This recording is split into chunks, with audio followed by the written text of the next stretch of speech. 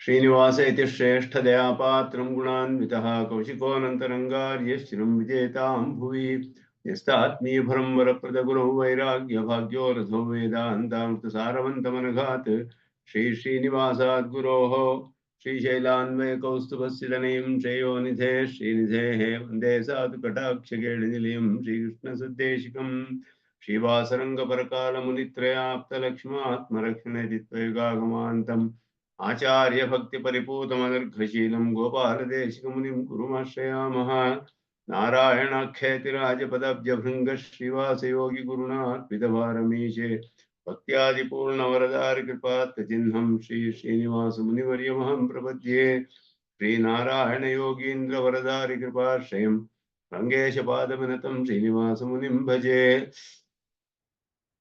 इतीन्द्रकृतभाष्यार्थाद् व्याख्यानेन दर्शिताः परं सुदर्शनार्यं तं वन्दे पूरकुलाधिपं वरदं दुरदाद्रीशं कमलायादयितं दयानिधिं सकलार्थिजनार्थितप्रदं प्रणमामि प्रणतार्तिहारिणं तत्त्वानवद्यं निगमान्तभाष्यं निराकृतं येन भयं श्रुतीनां प्रतारितानाम् अबहुश्रुतैस्तं रामानुजं योगिनमाश्रयामः श्रीभाष्यकृतुपन्यस्तो यश्रीशैलपते पुरः वेदार्थसङ्ग्रहस्य कुर्मः तात्पर्यदीपिकाम् ॐ जन्नो मित्रश्चं वरुणः जन्नो भवत्वर्यमा जन्न इन्द्रो बृहस्पतिः जन्नो विष्णुरुक्रमः नमो ब्रह्मणे नमस्ते वायो त्वमेव प्रत्यक्षं ब्रह्मासि त्वामेव प्रत्यक्षं ब्रह्म वदिष्यामि ऋतं वदिष्यामि सत्यं वदिष्यामि तन्मामवतु तद्भक्तारमवतु अवतु माम् अवतु वक्तारम् ॐ शान्ति शान्ति शान्तिः अशेषचिरचिद्वस्तुशेषिणे शेषशायिने निर्मलानन्तकल्याणनिधये विष्णवे नमः।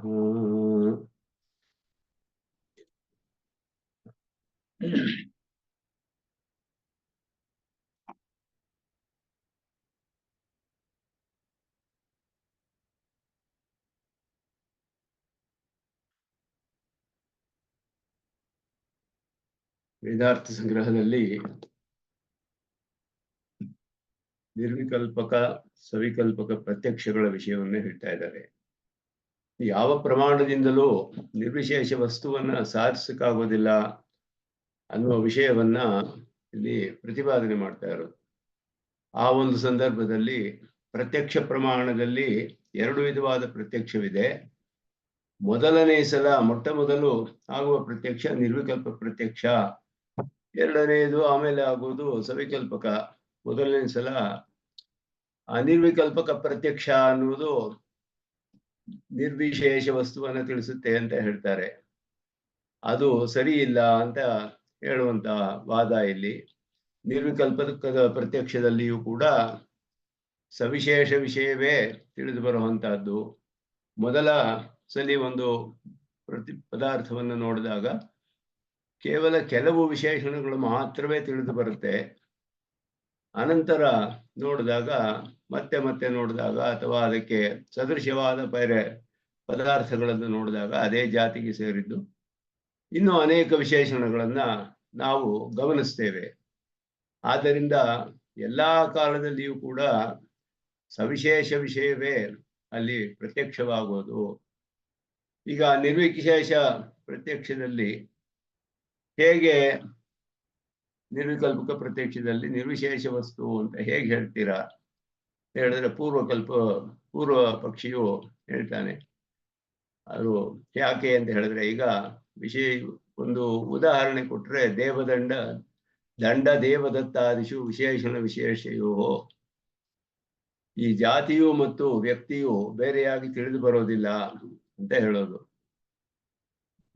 ದಂಡ ಮತ್ತು ದೇವದತ್ತರ ವಿಷಯದಲ್ಲಿ ವಿಶೇಷಣ ವಿಶೇಷಗಳು ಬೇರೆ ಬೇರೆಯೂ ತಿಳಿದು ಬರುತ್ತೆ, ಸೇರಿಯೂ ಕೂಡ ತಿಳಿದು ಬರುತ್ತೆ. ಇದು ಎರಡೂ ಕೂಡ ಕಂಡು ಬರುತ್ತೆ. ಯಾಕೆ ಅಂದ್ರೆ ಅದು ಪೃಥಕ್ ಸಿದ್ಧವಾದ ವಿಶೇಷಣ ದಂಡ ಅಂತ ಹೇಳೋದು. ಪೃಥಕ್ ಉಪಲಂಭ ಪೂರ್ವಕ ಸಹೋಪಲಂಭ ದರ್ಶನಾತ್. ಯಾಕಲ್ಲಿ ವಿಶೇಷಣ ವಿಶೇಷ ಭಾವ ಅಂತ ಹೇಳಿದ್ರೆ, ಸೇರಿ ಎರಡು ತಿಳಿದು ಬಂದರೂ ಕೂಡ ಬೇರೆಯಾಗಿಯೂ ತಿಳಿದು ಬರೋದ್ರಿಂದ ವಿಶೇಷಣ ವಿಶೇಷ ಹೇಳಬಹುದು. ಸಹ ಉಪಲಂಬ ಅಂದ್ರೆ ಸೇರಿ ಒಟ್ಟಿಗೆ ಇರೋದು ತಿಳಿದು ಬರೋದು. ಒಟ್ಟಿಗೆ ಇರುವಾಗ ತಿಳಿಯುವ ಪದಾರ್ಥಗಳು ಬೇರೆಯಾಗಿಯೂ ತಿಳಿದು ಬರುತ್ತೆ. ಆದರೆ ಜಾತಿ ಅನ್ನೋದು ಬೇರೆಯಾಗಿ ತಿಳಿದು ಬರೋದಿಲ್ವಲ್ಲ. ಅದಕ್ಕೆ ಪ್ರಶ್ನೆ ಮಾಡ್ತಾರೆ, ತತ್ ಕಿಂ ಸಂಬಂಧ ವೇಲಾಯಾಮ್ ಉತ ಅಸಂಬಂಧ ವೇಲಾಯಾಮ್. ಅಸಂಬಂಧ ವೇಲಾಯಾಮ್ ಪೃಥಗ್ರಹಣಂ ಅಸಂಬಂಧ ಪ್ರಯುಕ್ತ. ಈ ಪೃಥಕ್ ಉಪಲಂಬ ಮತ್ತೆ ಸಹೋಪಲಂಬ ಎರಡೂ ಇರೋದ್ರಿಂದ ವಿಶೇಷಣ ವಿಶೇಷ್ಯ ಹೇಳ್ಬೋದು ಅಂತ ಹೇಳಿದ್ರೆ, ಸಂಬಂಧಿಸಿರುವ ವೇಳೆಯಲ್ಲಿ ಮಾತ್ರವೋ ಸಂಬಂಧಿಸದೇ ಇದ್ದವರ ವೇಳೆಯಲ್ಲಿಯೂ ಕೂಡ ಯಾವ ಸಮಯದಲ್ಲಿ ಸಂಬಂಧವಿಲ್ಲವೋ ದಂಡವೇ ಬೇರೆ ಇದೆ, ದೇವದತ್ತನೇ ಬೇರೆಯಾಗಿದ್ದಾನೆ. ಅಲ್ಲಿ ಯಾಕೆ ವಿಶೇಷಣ ವಿಶೇಷ ಭಾವ ತಿಳಿದು ಬರೋದಿಲ್ಲ? ಎರಡಕ್ಕೂ ಸಂಬಂಧವೇ ಇಲ್ಲ. ಆ ಸಂಬಂಧವಿಲ್ಲದೆ ಇರೋದ್ರಿಂದ ಅಲ್ಲಿ ವಿಶೇಷಣ ವಿಶೇಷ ಭಾವ ಅನ್ನೋದು ಕಂಡು ಬರೋದಿಲ್ಲ. ಆದರೆ ವಿಶೇಷಣ ವಿಶೇಷ ಭಾವ ಪ್ರಯುಕ್ತವಾದದ್ದಲ್ಲ, ಬೇರೆಯಾಗಿ ತಿಳಿದು ಬರೋದು. ಸಂಬಂಧಿಸಿರುವ ವೇಳೆಯಲ್ಲಿ ವಿಶೇಷಣ ವಿಶೇಷ ಭಾವದಿಂದಲೇ ತಿಳಿದು ಬರುತ್ತೆ. ಆದ್ದರಿಂದ ನಿಯಮೇನ ಸಂಬಂಧಿನ ಜಾತಿ ವ್ಯಕ್ತ್ಯಾದೀನಾಂ ಅಸಂಬಂಧ ಪ್ರಯುಕ್ತಂ ಪೃಥಗ್ರಹಣಂ ನಾಸ್ತಿ. ಈ ಜಾತಿ ಮತ್ತು ವ್ಯಕ್ತಿ ಎನ್ನುವುದು ಹೇಗೆ ಅಂದ್ರೆ, ಎಲ್ಲಾ ಕಾಲದಲ್ಲಿಯೂ ಸಂಬಂಧಿಸಿಯೇ ತಿಳಿದು ಬರುತ್ತೆ ನಮ್ಗೆ. ಯಾವ ಕಾಲದಲ್ಲಿಯೂ ಬೇರೆ ಬೇರೆಯಾಗಿ ತಿಳಿದು ಬರೋದಿಲ್ಲ. ಯಾವುದಾದ್ರೂ ಕಾಲದಲ್ಲಿ ಬೇರೆ ತಿಳಿದು ಬಂದಿದ್ರೆ ಆವಾಗ ಹೇಳ್ಬೋದಾಗಿತ್ತು ಬೇರೆ ಅಂತ. ಆದರೆ ಎಲ್ಲಾ ಕಾಲದಲ್ಲಿಯೂ ಸೇರಿಯೇ ತಿಳಿದು ಬರೋದ್ರಿಂದ ನಮ್ಗೆ ಇಲ್ಲಿ ಆ ರೀತಿಯಾಗಿ ಇದು ಐಕ್ಯ ಅಭೇದ ಅಂತ ಹೇಳ್ತಾರಲ್ಲ, ಅಭೇದ ಇರೋ ಹಾಗೆ ಕಂಡು ಬರುತ್ತೆ. ಯಾಕೆ ಅಂದ್ರೆ ಭೇದವಿರುವ ಅವಸ್ಥೆಯೇ ಇಲ್ಲ. ಅದಕ್ಕೆ ಬೇರೆ ಬೇರೆಯಾಗಿ ತಿಳಿದು ಬರುವ ಅವಸ್ಥೆಯೇ ಇಲ್ಲದೆ ಇರೋದ್ರಿಂದ ಅದು ಬೇರೆ ಬೇರೆ ಅಂತ ತಿಳಿಯೋದಕ್ಕೆ ನಮಗೆ ಸಾಧ್ಯವಾಗ್ತಾ ಇಲ್ಲ.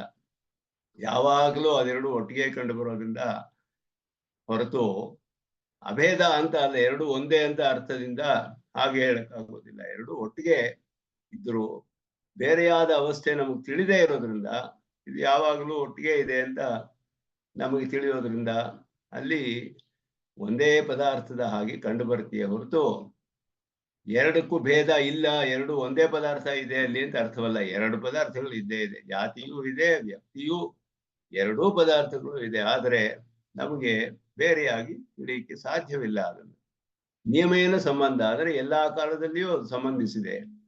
ನಿಯಮೇನ ಹಾಗಾದರೆ ಇನ್ನೊಂದು ಉದಾಹರಣೆ ಕೊಡ್ತಾರೆ, ಹಾಗಿರುವ ಪದಾರ್ಥಗಳು ಬೇರೆಯಾಗಿ ತಿಳಿದು ಬರುತ್ತಲ್ಲ ಅಂತ ಹೇಳಿ. ನಿಯಮೇನ ಸಂಬಂಧೇಪಿ ಗಂಧ ಪೃಥಿವ್ಯಾದಿಷು ಪೃಥಗ್ ಉಪಲಂಬ ಇತಿ ಚೇತ್. ಪೃಥಿವಿ ಗಂಧವತಿ ಪೃಥಿವಿ ಅಂತ ಅದಕ್ಕೆ ಲಕ್ಷಣ ಹೇಳೋದು. ಗಂಧ ಅನ್ನುವುದು ಅದರ ಗುಣ, ಸಾಧಾರಣವಾದ ಗುಣ. ಗಂಧ ಬೇರೆಯಾಗಿಯೂ ತಿಳಿದು ಬರುತ್ತೆ, ಪೃಥ್ವಿ ತಿಳಿದು ಬರುತ್ತೆ. ಎರಡೂ ಕೂಡ ನಿಯತವಾಗಿ ಸಂಬಂಧಿಸಿರುವ ಪದಾರ್ಥಗಳೇ. ಜಾತಿ ವ್ಯಕ್ತಿ ತರ ಪೃಥ್ವಿಗೆ ಗಂಧ ಅನ್ನೋದು ಅಸಾಧಾರಣವಾದ ಗುಣವೇ, ಅದಕ್ಕೆ ಬೇರೆ ಮಾಡೋಕ್ಕಾಗದೆ ಇರೋ ಹೋಗಿ. ಆದ್ರೆ ನಾವು ಬೇರೆಯಾಗಿ ತಿಳಿದು ಬರುತ್ತೆ ಅದು ಅಂತ ಹೇಳಿದ್ರೆ ಯಾಕೆ ಅಂದ್ರೆ ಭಿನ್ನ ಸಾಮಗ್ರಿ ವೇದ್ಯತ್ವಾತ್. ಯಾಕೆ ಅಂದ್ರೆ ಎರಡು ಬೇರೆ ಬೇರೆ ಸಾಮಗ್ರಿಗಳಿಂದ ತಿಳಿದು ಬರುತ್ತೆ. ಗಂಧ ಅನ್ನುವುದು ಘ್ರಾಣೇಂದ್ರಿಯದಿಂದ ತಿಳಿಯುವಂತಹದ್ದು, ಪೃಥ್ವಿ ಅನ್ನೋದು ಚಕ್ಷುರೇಂದ್ರಿಯದಿಂದ ತಿಳಿಯೋದು. ಇಲ್ಲಿ ಜಾತಿ ವ್ಯಕ್ತಿಯ ವಿಷಯದಲ್ಲಿ ಎರಡೂ ಚಕ್ಷುರೇಂದ್ರಿಯದಿಂದಲೇ ತಿಳಿಯೋದ್ರಿಂದ ನಮಗೆ ಭೇದವನ್ನು ಗ್ರಹಿಸಕ್ಕಾಗ್ತಾ ಇಲ್ಲ. ಅದನ್ನ ಹೇಳ್ತಾರೆ. ಅದು ಭಿನ್ನ ಸಾಮಗ್ರಿ ವೇದ್ಯತ್ವ ಅನ್ನುವ ಕಾರಣದಿಂದಲೇ ಹೊರತು ವಿಶೇಷಣ ವಿಶೇಷ್ಯ ನ ವಿಶೇಷಣ ವಿಶೇಷ ಭಾವ. ತಸ್ಮಾತ್ ಜಾತಿ ವ್ಯಕ್ತ್ಯಾದೇಹೇ ಏಕ ಸಾಮಗ್ರಿ ವೇದ್ಯತ್ವೇ ಸತಿ ಸಂಬಂಧ ನಿಯಮಾತ್ ನ ಪೃಥಗ್ರಹಣಂ ಉಪಪದ್ಯತೆ ಇತಿ ವಿಶಿಷ್ಟ ವಿಷಯಮೇವ ಪ್ರತ್ಯಕ್ಷಂ. ಆದ್ದರಿಂದ ವಿಶಿಷ್ಟ ವಿಷಯವೇ ಪ್ರತ್ಯಕ್ಷ. ಆದ್ದರಿಂದ ಗಂಧ ಮತ್ತೆ ಪೃಥ್ವಿಯಲ್ಲಿಯೂ ಕೂಡ ನೀವು ಯಾಕೆ ವಿಶೇಷ ಭಾವವನ್ನೇ ಹೇಳಬೇಕು ಅಲ್ಲಿಯೂ ಕೂಡ ಅಂತ ಹೇಳಿದ್ರೆ, ವಿಶೇಷಣ ವಿಶೇಷ ಭಾವವೇ ಅಲ್ಲಿಯೂ ವಿಶಿಷ್ಟವಾದ ಒಂದು ಪದಾರ್ಥವೇ ಕಂಡು ಬರ್ತಾ ಇದೆ. ವಿಶೇಷಣ ಬೇರೆಯಾಗಿ ತಿಳಿಯಕ್ಕೆ ಆಗ್ತಾ ಇದೆ ಬೇರೆ ಸಾಮಗ್ರಿಯಿಂದ ತಿಳಿಯೋದ್ರಿಂದ. ಜಾತಿಯನ್ನ ಬೇರೆ ಸಾಮಗ್ರಿಯಿಂದ ತಿಳಿಯಕ್ಕೆ ಆಗೋದಿಲ್ಲ. ಜಾತಿಯು ಚಕ್ಷುರೇಂದ್ರಿಯದಲ್ಲೇ ತಿಳಿಬೇಕು, ವ್ಯಕ್ತಿಯನ್ನು ಚಕ್ಷುರೇಂದ್ರಿಯದಲ್ಲೇ ತಿಳಿಬೇಕು. ಎರಡು ಒಂದೇ ಸಾಮಗ್ರಿಯಿಂದ ತಿಳಿಯೋದ್ರಿಂದ ನಮಗೆ ಅಭೇದ ಇರೋ ಹಾಗೆ ಕಾಣುತ್ತೆ. ಬೇರೆ ಬೇರೆ ಅನ್ನೋದು ಗ್ರಹಿಸಕ್ಕಾಗ್ತಿಲ್ವೇ ಹೊರತು ಇಲ್ಲಿಯೂ ಕೂಡ ವಿಶಿಷ್ಟವಾದ ಪದಾರ್ಥವನ್ನೇ ನಾವು ನೋಡ್ತಾ ಇರೋದು. ವಿಶಿಷ್ಟ ವಿಷಯಮೇವ ಪ್ರತ್ಯಕ್ಷಂ ಅಂತ ಹೇಳೋದು. ಅಭೇದ ಅಂದ್ರೆ ಅತ್ಯಂತ ಅಭೇದ ಇಲ್ಲ ಅಲ್ಲಿ. ಭೇದ ಅನ್ನೋದು ನಮಗೆ ತಿಳಿದು ಬರ್ತಾ ಇಲ್ಲ. ಯಾಕೆ ಅಂದ್ರೆ ಒಂದೇ ಸಾಮಗ್ರಿಯಿಂದ ಎರಡನ್ನೂ ತಿಳಿತಾ ಇದ್ದೀವಿ. ತಸ್ಮಾತ್ ಪ್ರಥಮ ಪಿಂಡಗ್ರಹಣಂ ನಿರ್ವಿಕಲ್ಪಂ, ದ್ವಿತೀಯಾದಿ ಪಿಂಡಗ್ರಹಣಂ ಸವಿಕಲ್ಪಕಂ. ಮೊದಲನೆಯ ಸಲಿ ನಾವು ನೋಡೋದೆ ನಿರ್ವಿಕಲ್ಪಕ ಅಂತ ಹೇಳುತ್ತೆ, ಎರಡನೆಯದೆಲ್ಲ ಆಮೇಲೆ ನೋಡೋದು ಸವಿಕಲ್ಪಕ ಅಂತ ಹೇಳುತ್ತೆ. ಅರ್ಥ ಸಿದ್ಧವತ್ಕರಣೇನ ನಿರ್ವಿಕಲ್ಪಕಸ್ಯ ಸವಿಶೇಷ ವಿಷಯತಾಂ ದರ್ಶಯತಿ. ಕುತಃ ಸವಿಶೇಷ ವಿಷಯತ್ವ ಅಂತ ಹೇಳಿದ್ರೆ ಅದಕ್ಕೆ ಯಾಕೆ ಸವಿಶೇಷ ವಿಷಯತ್ವ ಅಂತ ಹೇಳಬೇಕು ಅಂದ್ರೆ, ಪ್ರಥಮ ಪಿಂಡಗ್ರಹಣೆ ಅನುವೃತ್ತಿ ಅಗ್ರಹಣಾತ್ ಗೋತ್ವಾದಿಗ್ರಹಣಂ ನೋಪಪದ್ಯತೆ ಇತ್ಯತ್ರಾಹ ವಸ್ತು ಸಂಸ್ಥಾನಂ. ಇನ್ನೊಂದು ರೀತಿಯಲ್ಲಿ ವಾದ ಮಾಡೋದು ಇಲ್ಲಿ. ಅನುವೃತ್ತಿ ಮತ್ತೆ ಅನುವೃತ್ತಿ ಆಗದೆ ಇರೋದು ಅಂತ ಹೇಳ್ಬಿಟ್ಟು, ಅನುವೃತ್ತಿ ಅಂತ ಹೇಳಿದ್ರೆ ಮತ್ತೆ ಮತ್ತೆ ಅನುಸರಿಸಿ ಬರುವಂತಹದ್ದು. ಅನುವೃತ್ತಿ ಅನುಸೃತ್ಯ ವರ್ತತೆ ಅಂತ, ಅನುವೃತ್ತಿ ಮತ್ತೆ ಅನುಸರಿಸಿ ಬರುವಂತಹದ್ದು ಅದು. ಅನುವೃತ್ತಿ ಅನ್ನೋದು ಮೊದಲ ಸಲಿ ನಾವು ಒಂದು ಪದಾರ್ಥವನ್ನು ನೋಡಿದಾಗ, ಮೊಟ್ಟ ಮೊದಲ ಬಾರಿಗೆ ಒಂದು ಪದಾರ್ಥ ನೋಡ್ತೀವಿ, ಆಗಲೇ ಅದನ್ನ ನೋಡ್ತಾ ಇರೋದು ಆ ಪದಾರ್ಥವನ್ನ. ಆಗ ಅದನ್ನ ಮೊದಲು ಸರಿ ನೋಡ್ತೀವಿ. ಎರಡನೇ ಸರಿ ಅದೇ ಪದಾರ್ಥವನ್ನು ಅಥವಾ ಅದೇ ಜಾತಿಗೆ ಸೇರಿದ ಪದಾರ್ಥ ನೋಡಿದ್ರೆ ಮೊದಲು ನೋಡಿದ ಪದಾರ್ಥದ ಜಾತಿ ಇಲ್ಲಿ ಅನುವೃತ್ತವಾಗುತ್ತೆ. ಅಂದ್ರೆ ಇಲ್ಲಿ ಕಂಟಿನ್ಯೂ ಆಗುತ್ತೆ, ಮುಂದೆ ಇಲ್ಲಿಯೂ ಕಂಡು ಬರ್ತಾ ಇದೆ, ನಮ್ಗೆ ಅದರ ಅನುಸರಿಸಿ ಬರ್ತಾ ಇದೆ. ಅದೇ ಜಾತಿ ಇಲ್ಲಿಯೂ ಬರ್ತಾ ಇದೆ. ಆದರೆ ಮೊದಲ ಸಲಿ ನಮ್ಗೆ ಅದು ಗ್ರಹಿಸಕ್ಕಾಗೋದಿಲ್ಲ. ಯಾಕೆ ಅಂದ್ರೆ ಅದನ್ನ ನಮ್ಗೆ ಮೊದಲೇ ನೋಡೇ ಇಲ್ಲ. ಮೊದಲು ನಾವು ಎಲ್ಲಾರು ನೋಡಿದ್ರೆ ಅಲ್ಲಿ ನೋಡಿರೋದೇ ಇದು ಅಂತ ಮತ್ತೆ ನೋಡ್ಬೋದಾಗಿತ್ತು. ಆದ್ದರಿಂದ ಅನುವೃತ್ತಿಯೇ ಜಾತಿ ಅಲ್ಲ, ಇದು ಅನುವೃತ್ತಿಯೇವ ನತು ಅನುವೃತ್ತಿ ಜಾತಿ, ಅನುವೃತ್ತಾ ಏವ ಜಾತಿ. ಅನುವೃತ್ತಿಯೇ ಜಾತಿ ಅಲ್ಲ, ಅನುವೃತ್ತವಾಗಿರೋದು ಜಾತಿ ಅಂತ ಹೇಳ್ತಾ ಇದ್ದಾರೆ ಇಲ್ಲಿ. ಯಾವುದು ಅನುಸರಿಸ್ಕೊಂಡು ಮುಂದುವರ್ಸ್ಕೊಂಡು ಬಂದಿದೆಯೋ ಅದು ಜಾತಿ ಹೊರತು ಆ ಮುಂದುವರಿಸೋದು ಅನ್ನೋದೇ ಜಾತಿ ಅಲ್ಲ ಅಂತ ಹೇಳ್ಬಿಟ್ಟು, ಅನುವೃತ್ತ ಜಾತಿ ನ ಅನುವೃತ್ತಿ ಇತಿ ಪಂಚಿಕಾಕಾರರು ಅಂತ ಅವರ ಗ್ರಂಥವನ್ನ ಹೇಳ್ತಾರೆ ಇಲ್ಲಿ. ತಸ್ಮಾತ್ ಅನುವೃತ್ತಿ ಅಗ್ರಹಣೆಪಿ ಇದಂ ಇತ್ತಂ ಇತಿ ಗ್ರಹಣೆ ಇತ್ತಮಂಶೋ ಗೋತ್ವಾದಿ ಗೃಹೀತ ಏವ. ಅದರಿಂದ ಇಲ್ಲಿ ಈ ಇತ್ತಮಂಶ ಅನ್ನೋದು ಇದಂ ಇತ್ತಂ ಅನುವೃತ್ತಿ ಅಗ್ರಹಣೆಪಿ, ನಮಗೆ ಅನುವೃತ್ತಿ ಇಲ್ಲದೆ ಇದ್ರೂ ಕೂಡ ಮೊದಲನೇ ಸತಿ ನೋಡಿದಾಗಲೂ ಕೂಡ ಇದು ಹೀಗಿದೆ, ಇದಂ ಇತ್ತಂ ಅಂತಾನೆ ಎಲ್ಲಾ ಪದಾರ್ಥಗಳು ನಮಗೆ ತಿಳಿದು ಬರೋದು. ಇತ್ತಂ ಅಂತ ಹೇಳಿದೆ ಬರೀ ಇದಂ ಅನ್ನೋದು ಎಲ್ಲಿಯೂ ತಿಳಿದು ಬರೋದಿಲ್ಲ. ಈ ಒಂದು ಪದಾರ್ಥವನ್ನ ಅದರ ಒಂದು ಧರ್ಮವನ್ನು ಇಟ್ಟುಕೊಂಡೇ ತಿಳಿಬೇಕು. ಇತ್ತಂ ಅಂದ್ರೆ ಈ ಪದಾರ್ಥ ಹೀಗಿದೆ ಅಂತ ಹೇಳುವಾಗ ಒಂದು ಆಕಾರವೋ, ಒಂದು ಗಂಧವೋ, ಒಂದು ರೂಪವೋ, ಒಂದು ಸ್ಪರ್ಶವೋ, ಯಾವುದೋ ಒಂದು ಗುಣ ನಮ್ಗೆ ಕಂಡು ಬರಲೇಬೇಕು. ಅದಕ್ಕೆ ಹಾಗೆ ಕಂಡು ಬಂದ್ರೆ ಹೀಗಿರುವಂತಹ ಈ ಪದಾರ್ಥ ಅಂತ ನಮ್ಗೆ ಎಲ್ಲಾ ಸಲದಲ್ಲಿಯೂ ಎಲ್ಲಾ ಸಮಯದಲ್ಲಿಯೂ ತಿಳಿದು ಬರುತ್ತೆ ನಮ್ಗೆ. ಅದರಿಂದ ಇತ್ತಮಂಶ ಗೋತ್ವಾದಿ. ಇತ್ತಂ ಅನ್ನೋದು ಇದು ಹಸು ಅಂತ ಹೇಳಿದಾಗ, ಹಸು ಅನ್ನುವ ವ್ಯಕ್ತಿ, ಹಸುತ್ವ ಗೋತ್ವ ಅನ್ನುವ ಜಾತಿಯುಳ್ಳ ವ್ಯಕ್ತಿ ಇದು ಅನ್ನೋದು ನಮಗೆ ತಿಳಿದು ಬರುತ್ತೆ. ಅನೇಕ ವ್ಯಕ್ತಿ ಸಂಬಂಧ ರೂಪ ಅನುವೃತ್ತಿ ಅಗ್ರಹಣಂ, ಅನೇಕ ವ್ಯಕ್ತಿ ಗ್ರಹಣ ರೂಪ ಸಾಮಗ್ರಿ ಅಭಾವಾತ್. ಅದು ಅನೇಕ ವೃತ್ತಿಗಳಲ್ಲಿ ಇದೆ ಅಂತ ಹೇಳಿದ್ರೆ ಕಾಲದಲ್ಲಿ ನಮ್ಗೆ ಅದು ತಿಳಿಯುವಂತಹ ಸಾಮಗ್ರಿ ನಮ್ಗೆ ಇಲ್ಲ. ಆದ್ದರಿಂದ ಮೊದಲ ಸತಿ ನೋಡಿದಾಗ ಅದು ನಮ್ಗೆ ತಿಳಿಯುವಂತಹ ಸಾಮರ್ಥ್ಯ ಇಲ್ಲ. ಬೇರೆ ಕಡೆ ಎಲ್ಲ ಹಸುಗಳು ಇರ್ಬೋದು, ಮೊಟ್ಟ ಮೊದಲು ಒಂದು ಹಸುವನ್ನು ಒಬ್ಬ ನೋಡ್ತಾನೆ ಒಂದ್ ಕಡೆ, ಬೇರೆ ಕಡೆ ಎಲ್ಲ ಇದೆ ಹಸುಗಳು ಬೇರೆ, ಅದು ತಿಳಿಯೋದಕ್ಕಾಗೋದಿಲ್ವಲ್ಲ ಇವನಿಗೆ. ಇಲ್ಲಿ ಮೊದಲು ನೋಡಿದಾಗ ಇವನಿಗೆ ಗೋತ್ವ ಅನ್ನೋ ಜಾತಿ ವಿಶಿಷ್ಟವಾದ ಈ ಪದಾರ್ಥ ಅನ್ನೋದು ತಿಳಿದೇ ಇರಬಹುದು. ಆದರೆ ಯಾವುದೋ ಅನೇಕ ಪದಾರ್ಥಗಳಲ್ಲಿದೆ, ತಿಳಿದೇ ಇರಬಹುದು. ಯಾಕೆ? ಅದಕ್ಕೆ ಸಾಮಗ್ರಿ ಇಲ್ಲ ತಿಳಿಯೋದಕ್ಕೆ. ಹಾಗೆ ಆದ್ದರಿಂದಲೇ ಇಲ್ಲಿ ನಿರ್ವಿಕಲ್ಪಕಂ ಸವಿಶೇಷ ವಿಷಯಮೇ ಸವಿಶೇಷ ವಿಷಯಂ ಇತ್ಯರ್ಥ.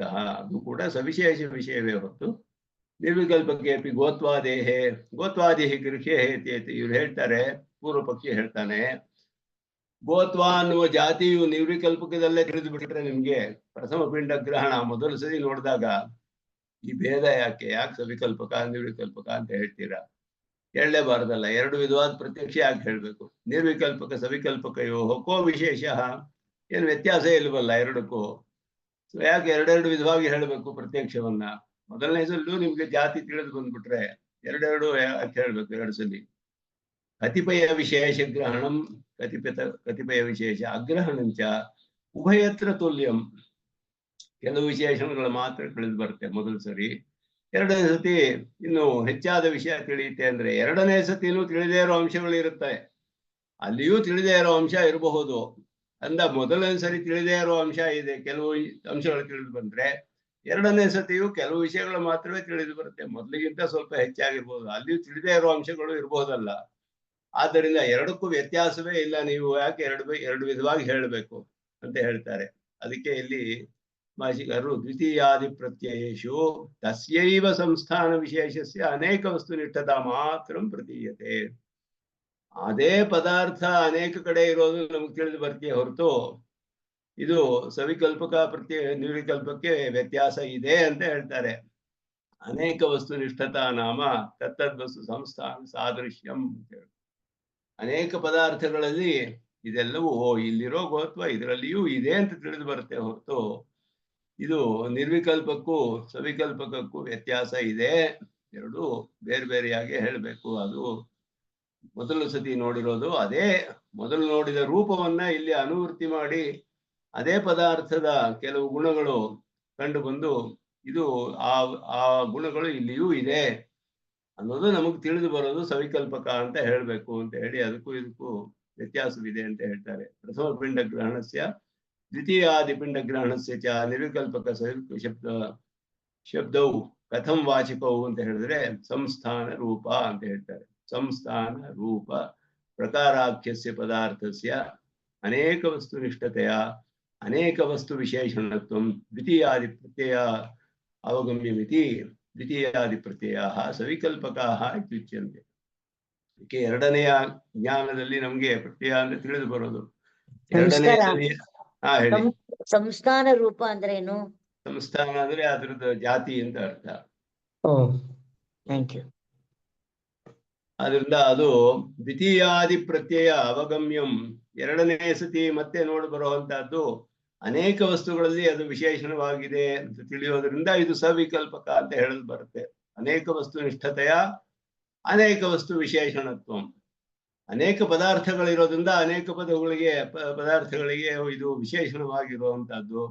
ಆ ಪದಾರ್ಥದ ಒಂದು ಜಾತಿ ರೂಪ ಮೊದಲಾದ ಪ್ರಕಾರಗಳೆಲ್ಲ ಏನಿದೆಯೋ ಹೇಳಲ್ಪಡುತ್ತಲ್ಲ, ಅದು ಆ ಪದಾರ್ಥ ಅನೇಕ ಪದಾರ್ಥಗಳಲ್ಲಿ ತಿಳಿದು ಬರೋದ್ರಿಂದ ಸವಿಕಲ್ಪಕ ಅಂತ ಅಲ್ಲಿ ಹೇಳಲ್ಪಡುತ್ತೆ. ಸವಿಕಲ್ಪಕಕ್ಕೆ ಅರ್ಥವನ್ನ ಹೇಳಿದ್ರು ಇಲ್ಲಿ. ಸಂಸ್ಕಾರ ಪ್ರಮೋಷವತ ಪುರುಷೇಣ ದ್ವಿತೀಯಾದಿ ಗ್ರಹಣೇಪಿನ ಅನುವೃತ್ತಿ ಗ್ರಹಣ ಮಿತಿ ಚೇತನ. ಕೆಲವರಿಗೆ ಮರವು ತುಂಬಾ ಮರವೇ ಇರುತ್ತೆ. ಪೂರ್ವ ಭಕ್ತಿ ಹಾಕೋ ಪ್ರಶ್ನೆಗಳನ್ನೆಲ್ಲ ಸುದರ್ಶನ ಸೂರಿಗಳು ಹೇಳ್ತಾರೆ. ಸಂಸ್ಕಾರ ಪ್ರಮೋಷ ಅಂದ್ರೆ ಮರೆಯೋದು ಅಂತ ಅರ್ಥ. ಸಂಸ್ಕಾರ ಎಲ್ಲ ಮರ್ತು ಹೋಗುತ್ತೆ ಅವ್ರಿಗೆ. ಸಂಸ್ಕಾರ ಹಿಂದೆ ಉಂಟಾಗಿ ನೋಡಿದ್ರಿಂದ ಒಂದು ಸಂಸ್ಕಾರ ಉಂಟಾಗಿರುತ್ತಲ್ಲ, ಅದು ತಕ್ಷಣವೇ ಮರ್ತು ಹೋಗುತ್ತೆ. ಕೆಲವರಿಗೆ ಬಹಳ ಮರವಿರುತ್ತೆ. ಇನ್ನೊಂದ್ಸತಿ ಹಸು ನೋಡಿದಾಗ್ಲೂ ಇದು ಹಸುನೋ ಇಲ್ಲ ಇನ್ನೇನೋ ಪದಾರ್ಥವೋ ಹಿಂದೆ ನೋಡಿದ್ನಲ್ಲ ಅನ್ನೋದು ಮರ್ತೋಗಿರುತ್ತೆ. ಎರಡನೇ ಸತಿನೂ ಅವ್ರಿಗೆ ಹೆಂಗ್ ಬರೋದಿಲ್ವಲ್ಲ, ತಿಳಿಯೋದಿಲ್ವಲ್ಲ ಅಂತ ಹೇಳಿದ್ರೆ ದ್ವಿತೀಯಾದಿತ್ಯೇನ ಗ್ರಹಣಂ ಹಿ ದ್ವಿತೀಯಾದಿಗ್ರಹಣಂ ವಿವಕ್ಷತಂ. ಎರಡನೇದಾಗಿ ತಿಳಿಯೋದೇ ಅಲ್ಲಿ ಸವಿಕಲ್ಪಕ ಅಂತ. ತಿರ್ಗಾ ಇಲ್ಲಿ ನೋಡಿದ್ರೆ ಇದು ನಿರ್ವಿಕಲ್ಪವೇ ಆಗುತ್ತೆ ಅಂತ ಅವ್ರಿಗೆ ಅಂತ ಅರ್ಥ. ದ್ವಿತೀಯಾದಿತ್ವೇನ ಗ್ರಹಣಂ ಹಿ ದ್ವಿತೀಯಾದಿತ್ವೇನ ಗ್ರಹಣಂ. ಇದು ಹಿಂದೆ ನೋಡಿದ ಪದಾರ್ಥವೇ ಅಂತ ತಿಳಿಯೋದೇ ಅದಕ್ಕೆ ಸವಿಕಲ್ಪಕ ಅಂತ ಹೇಳೋದು. ಮರ್ತು ಬಿಟ್ಟಿದ್ರೆ ಅದು ಅವ್ರ ನಿರ್ವಿಕಲ್ಪಕವೇ ಸಮಾನವಾಗುತ್ತೆ ಅದಕ್ಕೆ. ಅದರಿಂದ ದೋಷವಿಲ್ಲ ಅಂತ ಹೇಳ್ತಾರೆ. ಈ ರೀತಿ ವಾದಗಳು ಬರೋಕ್ಕೆ ಸಂಭವವಿದೆ. ಸಂಸ್ಕಾರ ಸಚಿವತ್ವ ತದ್ರಹಿತತ್ವ ಸಾಮಗ್ರಿ ಭೇದೇನ. ಈ ಸಾಮಗ್ರಿ ಭೇದ ಅಲ್ಲಿಯೂ ಕೂಡ ಅನುವೃತ್ತಿ ಧರ್ಮ ತಿಳಿಯೋದಿಲ್ಲ ಇವ್ರಿಗೆ. ಅನುವೃತ್ತಿ ಧರ್ಮ ವಿಶಿಷ್ಟತ್ವ ತದ್ರಹಿತತ್ವ. ಆದ್ರಿಂದ ಗ್ರಾಹ್ಯ ಭೇದೇನ ಸವಿಕಲ್ಪಕ ನಿರ್ವಿಕಲ್ಪಕಯೋ ವೈಷಮ್ಯಂ. ಇದೇ ವೈಷಮ್ಯ ಅಂತ ಹೇಳಿದ್ರು. ಅನುವೃತ್ತವಾಗಬೇಕು ಎರಡನೇ ಸತಿ. ಹಿಂದೆ ನೋಡಿದ್ದು ಅನುವೃತ್ತವಾದರೆ ಅದು ಸವಿಕಲ್ಪಕ ಅಂತ ಹೇಳಲ್ಪಡುತ್ತೆ. ಅನುವೃತ್ತಿ ಆಗದೆ ಹೋದ್ರೆ ಸಂಸ್ಕಾರ ಪ್ರಮೋಷವಾದರೆ ಅವ್ರಿಗೆ ಮರ್ತು ಹೋಗುತ್ತೆ ಎಲ್ಲ ಅಂತ ಹೇಳಿ ಅವ್ರಿಗೆ ನೋಡಿದ್ದು ಅಂದ್ರೆ ನಿರ್ವಿಕಲ್ಪಕ್ಕೆ ಸಮಾನ. ಯಾಕೆಂದ್ರೆ ಈ ಅನುವೃತ್ತಿ ಅನ್ನೋದು ಅವರಿಗೆ ತಿಳಿದು ಬರೋದಿಲ್ಲ. ಅನುವೃತ್ತಿ ಧರ್ಮ ವಿಶಿಷ್ಟವಾಗಿರ್ಬೇಕು ಸವಿಕಲ್ಪಕ ಅಂತ ಹೇಳೋದು. ಒಂದು ನೋಡಿದ ವಿಷಯ ಮತ್ತೆ ನೋಡುವಂತಹದಕ್ಕೆ ಸವಿಕಲ್ಪಕ ಅಂತ ಹೇಳಲ್ಪಡುತ್ತೆ. ಆದ್ದರಿಂದ ಈ ಎರಡು ವಿಧವಾದ ಪ್ರತ್ಯಕ್ಷಗಳಲ್ಲಿ ಹೇಳೋದ್ರಲ್ಲಿ ಏನು ವಿರೋಧವಿಲ್ಲ. ಆದರೆ ಎರಡೂ ಕೂಡ ಮುಖ್ಯವಾದ ವಿಷಯ ಅಂದ್ರೆ ಇಲ್ಲಿ ಎರಡೂ ವಿಶಿಷ್ಟ ವಿಷಯವೇ, ವಿಶಿಷ್ಟವಾದ ಪದಾರ್ಥವೇ. ಇದಂ ಇತ್ತಂ ಅಂತಾನೆ ಗ್ರಹಣ ಹೊರತು ಪ್ರತ್ಯಕ್ಷದಲ್ಲಿ ನಿರ್ವಿಶೇಷ ಪದಾರ್ಥ ತಿಳಿದು ಬರೋದಿಲ್ಲ ನೀವು ಹೇಳೋ ಹಾಗೆ ಅನ್ನೋದನ್ನ ಇಲ್ಲಿ ತಿಳಿಸ್ತಾರೆ. ಈಗ ಪ್ರಾಸಂಗಿಕವಾಗಿ ಭೇದ ವಾದವನ್ನು ಕೂಡ ಸ್ವಲ್ಪ ಸಂಗ್ರಹವಾಗಿ ಇಲ್ಲಿ ಹೇಳ್ತಾರೆ. ಮುಂದೆ ಅದನ್ನ ವಿಸ್ತಾರವಾಗಿ ನಿರಾಕರಣೆ ಮಾಡ್ತಾರೆ ಭೇದ ವಾದವನ್ನ. ಭಾಸ್ಕರರು ಯಾದವರ ಮತವನ್ನೆಲ್ಲ ವಿಸ್ತಾರವಾಗಿ ಮುಂದೆ ಪರೀಕ್ಷೆ ಮಾಡಿ ನಿರಾಕರಣೆ ಮಾಡ್ತಾರೆ. ಇಲ್ಲಿ ಪ್ರಾಸಂಗಿಕವಾಗಿ ಸ್ವಲ್ಪ ಸಂಗ್ರಹವಾಗಿ ಹೇಳ್ತಾರೆ. ಅತಏವ ಈ ಸವಿಕಲ್ಪಕ ನಿರ್ವಿಕಲ್ಪಕ ಪ್ರತ್ಯಕ್ಷಕ್ಕೆ ಸಂಬಂಧಿಸಿದಂಗೆ ಅವರ ಭೇದ ವಾದವನ್ನ ಇಲ್ಲಿ ಸ್ವಲ್ಪ ಸಂಗ್ರಹವಾಗಿ ಹೇಳ್ತಾರೆ.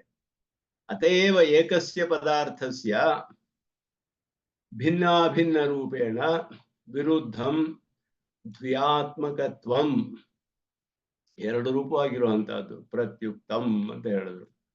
ಭಿನ್ನಾಭಿನ್ನ ರೂಪತ್ವೇನ ಭಿನ್ನಾಭಿನ್ನ ರೂಪೇಣ, ಭಿನ್ನವಾಗೂ ಇರೋದು ಅಭಿನ್ನವಾಗೂ ಇರೋದು. ಈ ರೀತಿ ಒಂದು ಪದಾರ್ಥವು ಎರಡು ರೀತಿಯಲ್ಲಿಯೂ ಇದೆ, ಭೇದವೂ ಅಭೇದವೂ ಏಕಕಾಲದಲ್ಲಿದೆ ಅಂತ ಹೇಳ್ತಾರೆ. ಜಾತಿ ವ್ಯಕ್ತಿಗಳಲ್ಲಿ ಭೇದವಿದೆ, ಆದರೆ ಒಂದು ಪದಾರ್ಥದಲ್ಲಿ ನೋಡಿದ್ರೆ ಎರಡಕ್ಕೂ ಅಭೇದವೂ ಇದೆ. ಜಾತಿಯಲ್ಲಿ ಅಭೇದ, ವ್ಯಕ್ತಿಗಳಲ್ಲಿ ಭೇದ, ಹೀಗೆ ಹೇಳ್ತಾರೆ. ಜಾತಿಯಲ್ಲಿ ಅಭೇದವಿದೆ. ಇವಾಗ 5 ಹಸುಗಳನ್ನು ನೋಡಿದ್ರೆ ಎಲ್ಲ ಒಂದೇ ಜಾತಿಯಲ್ಲಿ ಅಭೇದ ಕಂಡು ಬರುತ್ತೆ ಎಲ್ಲದರಲ್ಲೂ. ವ್ಯಕ್ತಿಗಳಲ್ಲಿ ಭೇದ ಕಂಡು ಬರ್ತಾ ಇದೆ. ಭೇದ ಅಭೇದ ಎರಡೂ ಏಕಕಾಲದಲ್ಲಿ ಹೇಳ್ಬೇಕು ನೀವು ಒಂದು ಪದಾರ್ಥದಲ್ಲಿ ಅಂತ ಹೇಳ್ತಾರೆ. ತಿಳಿದು ಬರೋದಿಲ್ಲ ನಮ್ಗೆ ಅಂತ ಹೇಳ್ಬಿಟ್ಟು ದ್ವ್ಯಾತ್ಮಕತ್ವ ಅನ್ನೋದು ಎಲ್ಲಾ ಪದಾರ್ಥದಲ್ಲೂ ಭೇದವಾದಿಗಳು ಈ ರೀತಿ ಹೇಳ್ತಾರೆ. ಮುಂದೆ ಇದನ್ನ ಪರೀಕ್ಷೆ ಮಾಡ್ತಾರೆ ವಿಸ್ತಾರವಾಗಿ. ಅದನ್ನ ಸಂಸ್ಥಾನಸ್ಯ ಸಂಸ್ಥಾನಿನಃ ಪ್ರಕಾರತೆಯ ಪದಾರ್ಥಾಂತರತ್ವಂ. ಸಂಸ್ಥಾನಿ ಅಂದ್ರೆ ವ್ಯಕ್ತಿ, ಸಂಸ್ಥಾನ ಅಂದ್ರೆ ಅದರ ಒಂದು ರೂಪ, ಜಾತಿ. ರೂಪ ಅನ್ನೋದು, ಜಾತಿ ಅನ್ನೋದು ರೂಪದಿಂದಲೇ ತಿಳಿಯೋದು ನಮ್ಗೆ. ಜಾತಿ ಅನ್ನೋದು ಅದು ಏನಾಗಿದೆ ಆ ಪದ ವ್ಯಕ್ತಿಗೆ ಅಂತ ಹೇಳಿದ್ರೆ ಅದಕ್ಕೆ ಪ್ರಕಾರವಾಗಿರೋದ್ರಿಂದಲೇ ಅದು ಬೇರೆ ಒಂದು ಪದಾರ್ಥ ಅಂತ ಹೇಳಲ್ಪಡುತ್ತೆ. ಪ್ರಕಾರತೆಯ ಪದಾರ್ಥಾಂತರತ್ವಂ. ಅದು ವ್ಯಕ್ತಿಯೇ ಜಾತಿ ಅಲ್ಲ, ವ್ಯಕ್ತಿಯ ಪ್ರಕಾರ. ಜಾತಿ ಅಂತ ಹೇಳೋದು ವ್ಯಕ್ತಿಯ ಪ್ರಕಾರ. ಆದ್ದರಿಂದ ಪ್ರಕಾರ ಆಗಿರೋದು ನಿಯಮೇನ ಅಪೃಥಕ್ ಸಿದ್ಧವಾಗಿರುತ್ತೆ. ಆದ್ದರಿಂದ ಚಿದಚಿದ್ ವಿಶಿಷ್ಟ ಪ್ರಕಾರಂ ಬ್ರಹ್ಮ ಏಕಮೇವ ತತ್ವಂ ಅನ್ನೋದು ನಮ್ಮ ಸಿದ್ಧಾಂತದಲ್ಲಿ ಹೇಳ್ತಾರೆ. ನ್ಯಾಯ ಸಿದ್ಧಾಂತದಲ್ಲಿ ಆರಂಭದಲ್ಲೇ ಹೇಳ್ತಾರೆ ಸ್ವಾಮಿ ದೇಶಿಕರು. ಚಿದಚಿತ್ ಪ್ರಕಾರಂ ಬ್ರಹ್ಮ, ಚಿದಚಿದ್ ವಸ್ತು ಪ್ರಕಾರಂ ಬ್ರಹ್ಮ ಏಕಮೇವ ತತ್ವಂ ಅಂತ ಹೇಳಿದ್ರು. ಒಂದೇ ತತ್ವ. ಎಷ್ಟು ತತ್ವ ನಿಮ್ಮ ಸಿದ್ಧಾಂತದಲ್ಲಿ? ಒಂದೇ. ಹೇಗೆ ಅಂದ್ರೆ ಚೇತನಗಳನ್ನ ಪ್ರಕಾರವಾಗಿ ಉಳ್ಳದ್ದು. ಪ್ರಕಾರ ಅಂತ ಹೇಳಿದ್ರೆ ಅಪೃಥಕ್ ಸಿದ್ಧ ವಿಶೇಷಣವಾಗಿರ್ಬೇಕದು. ಆದ್ದರಿಂದ ಅದು ಅಪೃಥಕ್ ಸಿದ್ಧವಾದ ವಿಶೇಷಣ. ಪ್ರಕಾರ ಅನ್ನೋದು ಅದರ ಆಧಾರದಲ್ಲಿಯೇ ಇದ್ದು ಅದಕ್ಕೆ ಅಪೃಥಕ್ ಸಿದ್ಧವಾಗಿದ್ದು ಅದರೊಡನೆ ಈಗೆಲ್ಲ ಇರೋದು ಪ್ರಕಾರ ಅಂತ ಹೇಳಲ್ಪಡುತ್ತೆ. ಈ ಪ್ರಕಾರವೇ ಆಗಿದೆ. ಜಾತಿ ಅನ್ನೋದು ಪದ ವ್ಯಕ್ತಿಗೆ ಪ್ರಕಾರವಾಗಿದೆ. ಪ್ರಕಾರವಾಗಿರೋದ್ರಿಂದಲೇ ಪೃಥಕ್ ಸಿದ್ಧಿ ಅನರ್ಹತ್ವ. ಯಾಕೆ ಅಂದ್ರೆ ಅದು ಅಪೃಥಕ್ ಸಿದ್ಧವಾಗಿರ್ಬೇಕು. ಪೃಥಗ್ ಅನುಲಂಬಶ್ಚ, ಬೇರೆಯಾಗಿ ತಿಳಿದು ಬರೋದಿಲ್ಲ. ಆದ್ದರಿಂದ ಅನದ್ವ್ಯಾತ್ಮಕತ್ವ ಸಿದ್ಧಿ. ಅದರಿಂದ ನೀವು ಎರಡೂ ಇದೆ ಅಂತ ಹೇಳಕ್ಕಾಗಲ್ಲ. ಭೇದ ಎರಡೂ ಏಕಕಾಲದಲ್ಲಿ ಇರ್ಬೇಕು ಅಂತ ಹೇಳಕ್ಕಾಗುದಿಲ್ಲ. ನೀವು ಜಾತಿ ರೂಪದಿಂದ ಅಭೇದ, ವ್ಯಕ್ತಿ ರೂಪದಿಂದ ಭೇದ ಈಗ ಹೇಳಕ್ಕಾಗೋದಿಲ್ಲ. ನೀವು ಜಾತಿಯೇ ಬೇರೆ, ವ್ಯಕ್ತಿಯೇ ಬೇರೆ. ಒಂದೊಂದು ಪದಾರ್ಥದಲ್ಲೂ ಒಂದು ಜಾತಿಯು ವ್ಯಕ್ತಿಯೂ ಇದೆ. ಆ ಜಾತಿಗಳೆಲ್ಲ ವ್ಯಕ್ತಿಗಳಿಗೆ ಪ್ರಕಾರವಾಗಿದೆ. ಹೀಗೆ ಹೇಳಬೇಕೇ ಹೊರತು ನೀವು ಏಕಕಾಲದಲ್ಲಿ ವಿರುದ್ಧವಾದ ಭೇದಗಳು ಎಲ್ಲಾ ಪದಾರ್ಥದಲ್ಲೂ ಇದೆ ಅಂತ ಹೇಳಕ್ಕಾಗೋದಿಲ್ಲ. ಅದನ್ನ ಇಲ್ಲಿ ಯಾಕೆಂದ್ರೆ ಜಾತಿ ಬೇರೆಯಾಗಿ ತಿಳಿದು ಬರೋದಿಲ್ಲ. ಆದ್ದರಿಂದ ಇದು ಪ್ರಕಾರವಾಗಿರೋದ್ರಿಂದಲೇ ಪೃಥಕ್ ಸಿದ್ಧಿ ಇಲ್ಲ ಅದಕ್ಕೆ. ಮತ್ತೆ ಪೃಥಕ್ ಉಪಲಂಭವೂ ಇಲ್ಲ, ಉಪಲಬ್ಧಿಯೂ ಇಲ್ಲ. ಪೃಥಕ್ಕಾಗಿ ಬೇರೆಯಾಗಿ ತಿಳಿದು ಬರೋದಿಲ್ಲ, ಬೇರೆಯಾಗಿ ಇರೋದೂ ಇಲ್ಲ. ಅದು ಯಾವಾಗಲೂ ಇದರೊಡನೆ ಸೇರಿಯೇ ಇರುತ್ತೆ, ಸೇರಿಯೇ ತಿಳಿದು ಬರುತ್ತೆ. ಒಂದೇ ಸಾಮಗ್ರಿಯಿಂದ ತಿಳಿದು ಬರುತ್ತೆ. ಇದೆಲ್ಲ ಅದಕ್ಕೆ ವಿಶಿಷ್ಟವಾದ ಒಂದು ಆಕಾರಗಳು. ಅದನ್ನ ಇಲ್ಲಿ ಹೇಳ್ತಾರೆ. ಇಲ್ಲಿ ಪ್ರಾಸಂಗಾತ್ ಭೇದಂ ವಿದಸ್ಯತಿ ಅಂತ ಹೇಳಿದ್ರು. ಏಕಸ್ಯ ದ್ವ್ಯಾತ್ಮಕತ್ವಂ ಚೇತನ ವಿರುದ್ಧಂ ಅಪಿತು ಭಿನ್ನಾಭಿನ್ನ ರೂಪೇಣ ದ್ವ್ಯಾತ್ಮಕತ್ವಂ ವಿರುದ್ಧಂ ಇತಿ ಅರ್ಥ. ಇದು ಸುದರ್ಶನ ಸೂರ್ಯಗಳು ಸ್ಪಷ್ಟಪಡಿಸ್ತಾರೆ. ಒಂದು ಪದಾರ್ಥದಲ್ಲಿ ದ್ವ್ಯಾತ್ಮಕ ಅಂತ ಹೇಳಿದ್ರೆ ಎರಡು ವಿಧವಾಗಿದೆ ಅಂತ ಹೇಳಿದ್ರೆ ಅದರಲ್ಲೇನು ವಿರೋಧ ಇಲ್ಲ. ಆದರೆ ಭಿನ್ನಾಭಿನ್ನ ರೂಪದಿಂದ ದ್ವ್ಯಾತ್ಮಕ ಅಂತ ಹೇಳೋದು ಕಷ್ಟ, ಹಾಗೆ ಹೇಳ್ಬಾರ್ದು ಅಂತ ಹೇಳ್ತಾರೆ. ಜಾತ್ಯಾತ್ಮನ ಅಭೇದ, ವ್ಯಕ್ತ್ಯಾತ್ಮನ ಭೇದ ಅಂತ ಹೇಳಿದ್ರೆ ಅಭೇದ ಅನ್ನಕ್ಕೆ ಏನ್ ಅರ್ಥ ಅಲ್ಲಿ? ಅಭೇದ ಅಂದ್ರೆ ಐಕ್ಯವಲ್ಲ. ವ್ಯಕ್ತ್ಯಾತ್ಮನ ಭೇದ, ಎರಡು ಹಸು ಬೇರೆ ಬೇರೆ ಕಂಡು ಬರುತ್ತೆ, ಜಾತಿ ಬೇರೆಯಾಗಿ ತಿಳಿದು ಬರೋದಿಲ್ಲ. ಜಾತಿಗೂ ವ್ಯಕ್ತಿಗೂ ಅಭೇದ ಅಂತ ಹೇಳಿದ್ರು, ವ್ಯಕ್ತಿಗಳಲ್ಲಿ ಭೇದವಿದೆ ಅಂತ ಹೇಳಿದ್ರು. ಎರಡೂ ಇದೆ, ಭೇದವೂ ಇದೆ ಅಭೇದವೂ ಇದೆ ಅಂತ ಹೇಳ್ತಾರೆ. ಅವ್ರ ವಾದ ತುಂಬಾ ಕಷ್ಟ ಅರ್ಥ ಮಾಡ್ಕೊಳ್ಳೋದು. ಮುಂದೆ ವಿಸ್ತಾರವಾಗಿ ವಿಚಾರ ಮಾಡ್ತಾರೆ ಭೇದಾಭೇದವಾದವನ್ನ ಹೇಗೆ ಹೇಳ್ತಾರೆ ಅಂತ ಹೇಳ್ಬಿಟ್ಟು. ಆದರೆ ಇಲ್ಲಿ ಜಾತಿ ಎನ್ನುವುದು ಒಂದು ವ್ಯಕ್ತಿಗೆ ಪ್ರಕಾರವಾಗಿರುತ್ತೆ, ಅದರ ಸಂಸ್ಥಾನ ಅಂತ ಹೇಳೋದು.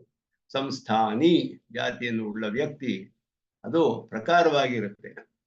ಅದರಿಂದ ಭೇದಾಭೇದಗಳಿಗೆ ಹೇಳೋದಕ್ಕೆ ಇಲ್ಲಿ ಹೇಳ್ತಾರೆ. ಅತೇವ ಇತ್ಯತ್ರ ಗರ್ಭಿತಮರ್ಥಂ. ಸುದರ್ಶನ ಸೂರಿಗಳು ವಿವರಿಸ್ತಾರೆ ಇಲ್ಲಿ ಬಹಳ ಸ್ಪಷ್ಟವಾಗಿ. ಭೇದಾಭೇದೇ ಚತ್ವಾರೋ ಹೇತವಃ. ಯಾವ ಕಾರಣದಿಂದ ಭೇದಾಭೇದವನ್ನು ಹೇಳ್ತೀರಾ? ಏಕಕಾಲದಲ್ಲಿ ವಿರುದ್ಧವಾದ ಭೇದವೂ ಅಭೇದವೂ ಎರಡೂ ಇದೆ ಎಲ್ಲ ಪದಾರ್ಥದಲ್ಲೂ ಅಂತ ಹೇಳ್ತೀರಲ್ಲ, ಹೇಗೆ ಹೇಳಿದ್ರೆ ಒಂದು 4 ಕಾರಣಗಳಿಂದ ಭೇದಾಭೇದ ಹೇಳ್ತಾರೆ. ಸಹೋಪಲಂಬ ನಿಯಮ, ಎರಡು ಯಾವಾಗ್ಲೂ ಸೇರಿಯೇ ತಿಳಿದು ಬರ್ಬೇಕು ಎರಡು ಪದಾರ್ಥಗಳು. ಸಾಮಾನಾಧಿಕರಣ್ಯ ಪ್ರತ್ಯಯ, ಒಂದೇ ಅಧಿಕರಣದಲ್ಲಿ ತಿಳಿದು ಬರೋದು, ಎರಡನ್ನೂ ಒಟ್ಟಿಗೆ ಹೇಳೋದು. ಗೌಹು ಅಂದ್ರೆ ಸಾಕು, ಗೋತ್ವ ವಿಶಿಷ್ಟವಾದ ವ್ಯಕ್ತಿ ಅನ್ನೋ ತಿಳಿದು ಬಂದ್ಬಿಡುತ್ತೆ. ಆ ಗೋತ್ವಕ್ಕೂ ಪದಾರ್ಥಕ್ಕೂ ಸಾಮಾನಾಧಿಕರಣ್ಯ, ಇಲ್ಲೇನು ಹೇಳಕ್ಕಾಗೋದಿಲ್ಲ. ಅದರಲ್ಲಿ ಏಕಶಬ್ದ ಅನುವಿದ್ಧ ಪ್ರತ್ಯಯ ಇದೆ ಅಲ್ಲಿ, ಗೌಹು ಅಂತ ಹೇಳೋದು. ಏಕ ಶಬ್ದ ಅನುವಿದ್ಧ ಪ್ರತ್ಯಯ, ಒಂದು ಶಬ್ದದಿಂದ ತಿಳಿದು ಬರುವಂತಹ ಏಕ ಶಬ್ದ, ಒಂದು ಶಬ್ದವನ್ನು ಹೇಳಿದ್ರೇನೆ ಅದು ತಿಳಿದು ಬರ್ಬೇಕು ಆ ಪದಾರ್ಥ. ಅದು ಅಂದ್ರೆ ಗೌಹು ಅಂದ್ರೆ ಸಾಕು, ಜಾತಿಯೂ ತಿಳಿದು ಬರುತ್ತೆ, ವ್ಯಕ್ತಿಯೂ ತಿಳಿದು ಬರುತ್ತೆ.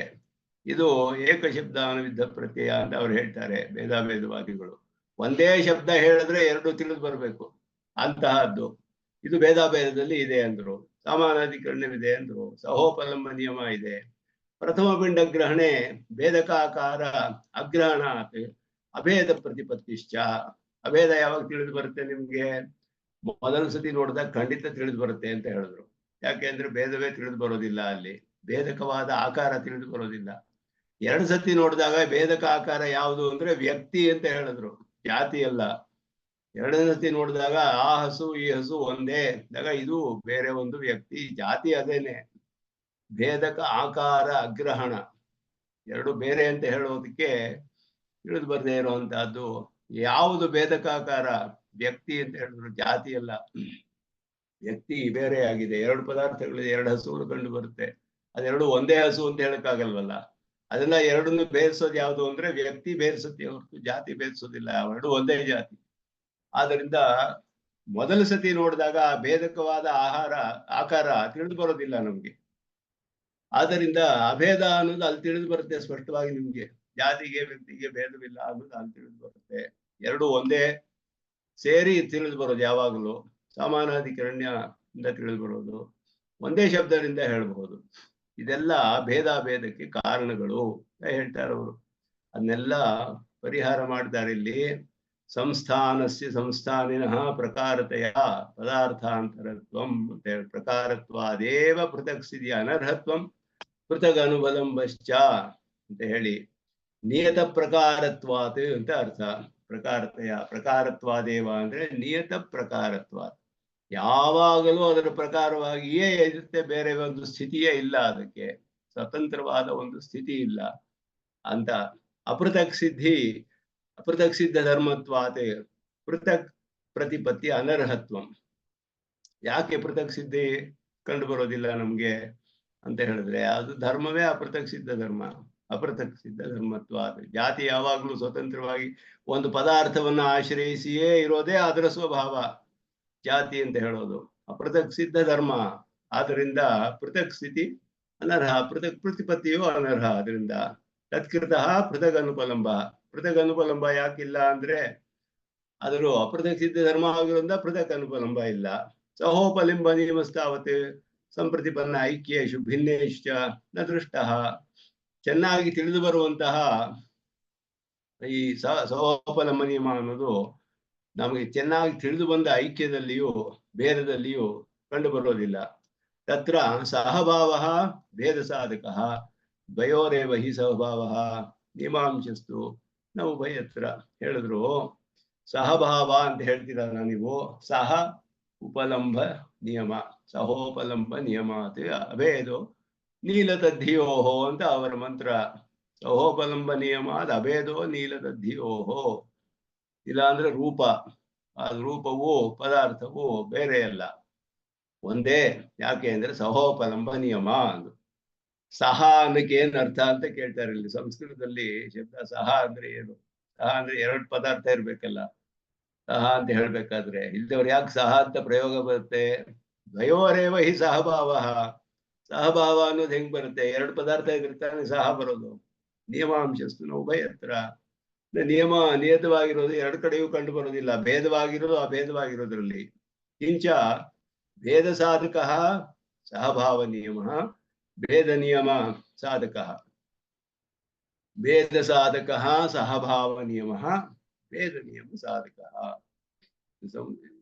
ಸುದರ್ಶನ ಸೂರಿಗಳು ಹೇಳ್ತಾರೆ ಸಹಭಾವ ನಿಯಮ ಭೇದ ನಿಯಮ ಸಾಧಕ, ಭೇದ ಸಾಧಕ, ಭೇದ ಸಾಧಕವಾದ ಸಹಭಾವ ನಿಯಮ, ಭೇದ ಸಾಧಕವಾದ ಸಹಭಾವ ನಿಯಮ, ಅದು ಭೇದ ನಿಯಮವನ್ನು ಸಾಧಿಸುತ್ತೆ ಅಂತ ಹೇಳಿದ್ರೆ. ಎರಡು ಒಟ್ಟಿಗೆ ಇರೋದು ಒಂದು ನಿಯಮ ಯಾವುದಿದೆಯೋ ಅದರಲ್ಲಿ ಭೇದ ಅನ್ನೋದನ್ನ ತಿಳಿದ್ರೆ ನಮ್ಗೆ ಭೇದ ನಿಯಮ, ಭೇದ ನಿಯತವಾಗಿ ಭೇದವಿರೋದನ್ನ ತಿಳಿಬಹುದು ಅವಾಗ. ಆದರೆ ಏಕ ಸಾಮಗ್ರಿ ವೇದ್ಯತ್ವೇ ಸತಿ ಪೃಥಕ್ ಸ್ಥಿತೇ ಅಪೃಥಕ್ ಸ್ಥಿತತ್ವೇ ಸತಿ ಭಿನ್ನ ಸಾಮಗ್ರಿ ವೇದ್ಯತ್ವ ಅಥವಾ ಸಹೋಪಲಂಬ ನಿಯಮ ಅಭಾವ. ಈ ಸಹೋಪಲಂಬ ನಿಯಮ ಯಾಕೆ ಬರೋದಿಲ್ಲ ಅಂತ ಹೇಳಿದ್ರೆ, ಭೇದ ಸಾಧಕವಾದದ್ದು ಯಾವುದು ಅಂದ್ರೆ ಭಿನ್ನ ಸಾಮಗ್ರಿ ವೇದ್ಯತ್ವ. ಸಹಭಾವ ನಿಯಮವಿರುವಾಗ ಅದಕ್ಕೆ ಭೇದವನ್ನ ಸಾಧಿಸ್ಬೇಕಾದ್ರೆ ಭಿನ್ನ ಸಾಮಗ್ರಿ ವೇದ್ಯತ್ವ ಇರಬೇಕು. ಸಹೋಪಲಂಬ ನಿಯಮ ಇದ್ರೂ ಭೇದ ಸಾಧಕವಾಗದೆ ಹೋರೋದು ಯಾಕೆ ಅಂತ ಹೇಳಿದ್ರೆ ಭಿನ್ನ ಸಾಮಗ್ರಿ ವೇದ್ಯತ್ವ ಇಲ್ಲ. ಏಕ ಸಾಮಗ್ರಿ ವೇದ್ಯತ್ವ ಇದೆ ಹೊರತು ಸಹೋಪಲಂಬ ನಿಯಮ ಇಲ್ಲ ಅಂತ ಅರ್ಥವಲ್ಲ ಅದರಲ್ಲಿ. ಭಿನ್ನ ಸಾಮಗ್ರಿ ವೇದ್ಯತ್ವ ಸಹೋಪಲಂಬ ನಿಯಮ ಯಾಕೆ ಇಲ್ಲಿ? ಇವಾಗ ಒಬ್ಬ ದಂಡ ದೇವದತ್ತನಲ್ಲಿ ಸಹೋಪಲಂಬ ನಿಯಮ ಇಲ್ಲ. ಯಾಕಿಲ್ಲ ಅಂತ ಹೇಳಿದ್ರೆ ಅದು ಅಪೃಥಕ್ ಸ್ಥಿತಿ, ಅಪೃಥಕ್ಕಾಗಿ ಇಲ್ಲ, ಅದು ಪೃಥಕ್ ಸ್ಥಿತಿ ಇದೆ ಅದಕ್ಕೆ. ಆದ್ದರಿಂದ ಆದರೆ ನಾವು ನೋಡುವಾಗ ಅಪೃಥಕ್ಕಾಗಿ ಕಂಡು ಬರ್ತಿದೆ. ಕುಂಡಲಿ ದೇವದತ್ತ ಅಂತ ಹೇಳ್ತೀವಿ, ಕುಂಡಲವನ್ನು ಧರಿಸಿದ್ದಾನೆ. ಆ ಕುಂಡಲವು ದೇವದತ್ತನು, ಕುಂಡಲವು ಅವನಿಗೆ ಅಪೃಥಕ್ ಸಿದ್ಧವಾದ ವಿಶೇಷಣ ಅಂತ ತಿಳಿದು ಬರ್ತಾ ಇದೆ ನಮ್ಗೆ, ಅವನ ಜೊತೆಗೆ ಸೇರಿ ಇರೋದು. ಆದರೆ ಅದನ್ನ ಬೇರೆಯಾಗಿ ನೋಡಬಹುದು. ಪೃಥ್ವಿ ಮತ್ತೆ ಗಂಧದಲ್ಲಿ ಹೇಗೆ ಅಂತ ಹೇಳಿದ್ರೆ, ಪೃಥ್ವಿ ಅದು ಗಂಧದಲ್ಲಿ, ಗಂಧ ಅನ್ನೋದು ಅಪೃಥಕ್ ಸಿದ್ಧವಾದ ಧರ್ಮ, ಪೃಥ್ವಿಗೆ ಅಪೃಥಕ್ ಸಿದ್ಧವಾದ ಧರ್ಮ. ಆದರೆ ಭಿನ್ನ ಸಾಮಗ್ರಿ ವೇದ್ಯತ್ವ ಇದೆ, ಅದಕ್ಕೆ ಬೇರೆ ಬೇರೆ ಇಂದ್ರಿಯಗಳಿಂದ ತಿಳಿದು ಬರುತ್ತೆ. ಆದ್ದರಿಂದ ಅಲ್ಲಿ ನಮಗೆ ನೀವು ಸಹೋಪಲಂಬ ನಿಯಮ ಇಲ್ಲ ಅಂತ ಹೇಳಿದ್ರೆ, ಸಹೋಪಲಂಬ ಯಾಕಿಲ್ಲ, ಯಾಕೆ ಕಂಡು ಬರ್ತಾ ಇಲ್ಲ? ಅಲ್ಲಿ ಗಂಧವೇ ಬೇರೆಯಾಗಿ ತಿಳಿದು ಬರ್ತಾ ಇದೆ, ಪೃಥ್ವಿ ಬೇರೆಯಾಗಿ ತಿಳಿದು ಬರ್ತಿದೆ ಅಂದ್ರೆ ಯಾಕೆ ಅಂದ್ರೆ ಭೇದ ಭಿನ್ನ ಸಾಮಗ್ರಿ ವೇದ್ಯತ್ವದಿಂದ ಅಷ್ಟೇ. ಅಪೃಥಕ್ ಸಿದ್ಧವಾಗಿದ್ರೂ ಕೂಡ ಭಿನ್ನ ಸಾಮಗ್ರಿ ವೇದ್ಯತ್ವ ಇರೋದ್ರಿಂದ ಸಹೋಪಲಂಬ ನಿಯಮವಿಲ್ಲ ಅಲ್ಲಿ. ಅಪೃಥಕ್ ಸ್ಥಿತತ್ವೇ ಸತಿ, ಅಪೃಥಕ್ಕಾಗಿ ಇದ್ರೂ ವಿಶೇಷಣ, ಭಿನ್ನ ಸಾಮಗ್ರಿ ವೇದ್ಯತ್ವ ಅಥವಾ ಬೇರೆ ಬೇರೆ ಸಾಮಗ್ರಿ ತಿಳಿಯೋದ್ರಿಂದ ಸಹೋಪಲಂಬ ನಿಯಮ ಅಭಾವ ಹೇಳಿದ್ರು. ಆದ್ರಿಂದ ಪೃಥ್ವಿ ಗಂಧದ ಉದಾಹರಣೆಯನ್ನ ಜಾತಿ ವ್ಯಕ್ತಿ ಕೊಡಕ್ಕಾಗೋದಿಲ್ಲ. ಪೃಥ್ವಿ ಗಂಧದಲ್ಲಿ ಎರಡು ಸಾಮಗ್ರಿಗಳನ್ನು ತಿಳಿಯೋದ್ರಿಂದ ಭೇದವೂ ತಿಳಿದು ಬರುತ್ತೆ, ಅಭೇದವೂ ತಿಳಿದು ಬರುತ್ತೆ.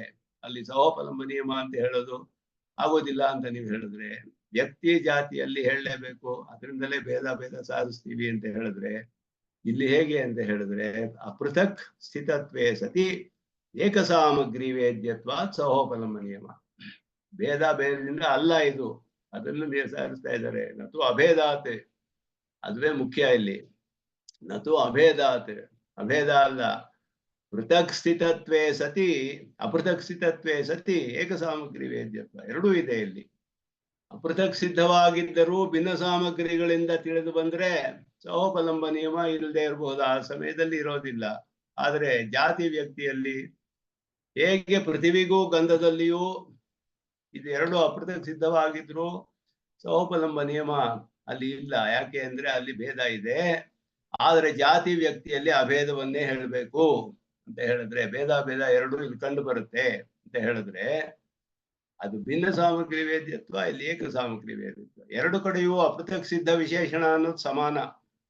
ವ್ಯಕ್ತಿಗೆ ಜಾತಿಯು ಅಪೃಥಕ್ ಸಿದ್ಧ ವಿಶೇಷಣ, ಪೃಥ್ವಿಗೆ ಗಂಧವೂ ಅಪೃಥಕ್ ಸಿದ್ಧ ವಿಶೇಷಣ. ಆದರೆ ಅಲ್ಲಿ ಭಿನ್ನ ಸಾಮಗ್ರಿ ವೇದ್ಯತ್ವ, ಇಲ್ಲಿ ಭಿನ್ನ ಸಾಮಗ್ರಿ ವೇದ್ಯತ್ವ ಇಲ್ಲ. ಅಷ್ಟೇ ಹೊರತು ಅಭೇದ ಕಾರಣವಲ್ಲ ಅನ್ನೋದನ್ನ ಹೇಳ್ತಾ ಇದ್ದಾರೆ. ಮತ್ತು ಅಭೇದ ಮತ್ವರ್ಥೀಯ ಪ್ರತ್ಯಯ ನಿರಪೇಕ್ಷ ಸಾಮಾನಾಧಿಕರಣ್ಯಮಪಿ ಅಪೃಥಕ್ ಸಿದ್ಧ ಪ್ರಕಾರತ್ವಾದಿ ಉಪಪದ್ಯತೆ. ಇದು ಎರಡನೇದು. ಅವ್ರು ಹೇಳಿದ್ರು ಇಲ್ಲಿ ಸಮಾನಾಧಿಕರಣ್ಯ ಪ್ರತ್ಯಯ ಅಂತ ಹೇಳಿದ್ರೆ, ಇಲ್ಲಿ ಸಮಾನಾಧಿಕರಣ್ಯ ಪ್ರತ್ಯಯದಲ್ಲಿ ಯಾವಾಗಲೂ ಭೇದವಿದ್ದರೆ ಮತ್ತು ಪ್ರತ್ಯಯ ಬರಬೇಕು. ಅದು ಪ್ರತ್ಯಯ ಬರ್ಬೇಕು. ಭೇದವಿದ್ದರೆ ಅದು ಬೇರೆ, ಇದು ಬೇರೆ. ಧನವಾನ್ ಪುರುಷ ಅದು ಸಹ ಮತ್ತು ಪ್ರತ್ಯಯ. ಧನವಾನ್ ಅಂತ ಹೇಳುವಾಗ ಧನವನ್ನು ಉಳ್ಳವನು, ವಾನ್ ಸೇರ್ಕೊಂಡ್ರೆ ಮಧು ಪ್ರತ್ಯಯ ಬಂತು. ಮತ್ವರ್ಥೀಯ ಪ್ರತ್ಯಯ ಮತುಪಲ, ಇದು ಮತ್ವರ್ಥೀಯ ಪ್ರತ್ಯಯ ಅಂತ, ಇದು ಬೇರೆ. ಮತ್ವರ್ಥೀಯ ಪ್ರತ್ಯಯ ಇದು. ಧನವಾನ್ ಅಂತ ಹೇಳೋದು, ಉಳ್ಳವನು ಅಂತ ಹೇಳೋದು. ಈ ಮತ್ವರ್ಥೀಯ ಪ್ರತ್ಯಯ ಅಂತ ಹೇಳೋದು ಸಾಮಾನಾಧಿಕರಣ್ಯ. ಅಲ್ಲಿ ಧನವಾನ್ ಪುರುಷ ಅಂತ ಹೇಳ್ಬೋದೇ ಹೊರತು ಧನಂ ಪುರುಷ ಅಂತ ಹೇಳಕ್ಕಾಗೋದಿಲ್ಲ. ದಂಡಿ ದೇವದತ್ತ ಅಂತ ಹೇಳ್ಬೇಕು. ದಂಡಿ ಅನ್ನೋದು ಮತ್ವರ್ಥೀಯ ಪ್ರತ್ಯಯ ಸೇರಿದಾಗ ಆಗುವ ರೂಪ ಅದು. ದಂಡಂ ದೇವದತ್ತ ಅಂತ ಹೇಳಕ್ಕಾಗೋದಿಲ್ಲ ಅಲ್ಲಿ. ಆದ್ದರಿಂದ ಅಲ್ಲಿ ಸಾಮಾನಾಧಿಕರಣ್ಯ ಹೇಳಕ್ಕಾಗೋದಿಲ್ಲ. ಅಲ್ಲಿ ಮತ್ವರ್ಥೀಯ ಪ್ರತ್ಯಯ ಸೇರಿಸಿ ಹೇಳ್ಬೇಕಲ್ಲಿ. ಯಾಕೆ ಅಂತ ಹೇಳಿದ್ರೆ ಪೃಥಕ್ ಸಿದ್ಧವಾಗಿರೋದ್ರಿಂದ.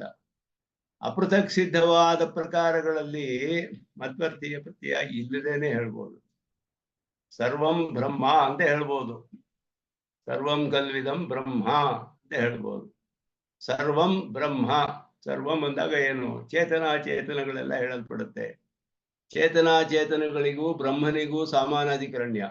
ಅಲ್ಲಿ ಚೇತನಾಚೇತನಗಳಿಗೂ ಬ್ರಹ್ಮನಿಗೂ ಸಮಾನಾಧಿಕರಣ್ಯ ಹೇಗಳಿದೆ ಅಂದ್ರೆ, ಸರ್ವವನ್ನು ಉಳ್ಳವನು ಬ್ರಹ್ಮ ಅಂತ ಹೇಳಲಿಲ್ಲ ಅಲ್ಲಿ ಧನವಾಂತರ. ಸರ್ವಂ ಬ್ರಹ್ಮ ಅಂತಾನೆ ಹೇಳಿದೆ. ದಂಡಿ ದೇವದತ್ತ ಅಂತ ಹೇಳಲಿಲ್ಲ. ದಂಡಂ ದೇವದತ್ತ ಅಂತ ಹೇಳಕ್ಕಾಗೋದಿಲ್ಲ. ಇಲ್ಲಿ ಸರ್ವಂ ಬ್ರಹ್ಮ ಅಂತ ಹೇಳ್ಬೋದು.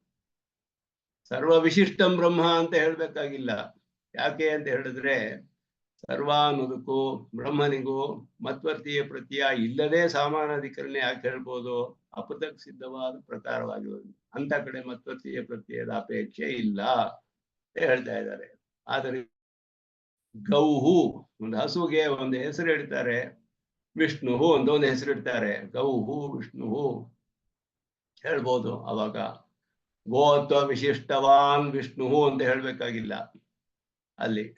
ಅವಾಗ ಹಸುಗೆ ವಿಷ್ಣು ಅಂತ ಹೆಸರಿಟ್ರೆ ಈ ತರ ಹೇಳ್ಬೇಕಾಗಿಲ್ಲ. ಅಲ್ಲಿ ಮತ್ವರ್ಥೀಯ ಪ್ರತ್ಯಯ ಬೇಕಾಗಿಲ್ಲ. ಗೋತ್ವ ಅನ್ನೋದು ಅಪೃಥಕ್ ಸಿದ್ಧವಾದ ಪ್ರಕಾರವಾಗಿರೋದ್ರಿಂದ ಇದು ಬಹಳ ಮುಖ್ಯವಾದ ವಿಷಯ. ಇದನ್ನ ಹೇಳ್ತಾ ಇಲ್ಲಿ ಹೇಳೋದು ಮತ್ವರ್ಥೀಯ ಪ್ರತ್ಯಯ ನಿರಪೇಕ್ಷ ತತ್ವಮಸಿ. ಇಲ್ಲಿ ಇದನ್ನೇ ಮುಖ್ಯವಾಗಿ ಸಾಧಿಸ್ತಾರೆ. ಮುಂದೆ ಬರುತ್ತೆ ಅದು ವಿಸ್ತಾರವಾಗಿ. ತತ್ವಮಸಿಯಲ್ಲಿ ಮತ್ವರ್ಥೀಯ ನಿರಪೇಕ್ಷ ಸಮಾನಾಧಿಕರಣ್ಯ ಇದೆ. ತತ್ ತ್ವಂ ಎರಡರಲ್ಲೂ ಕೂಡ.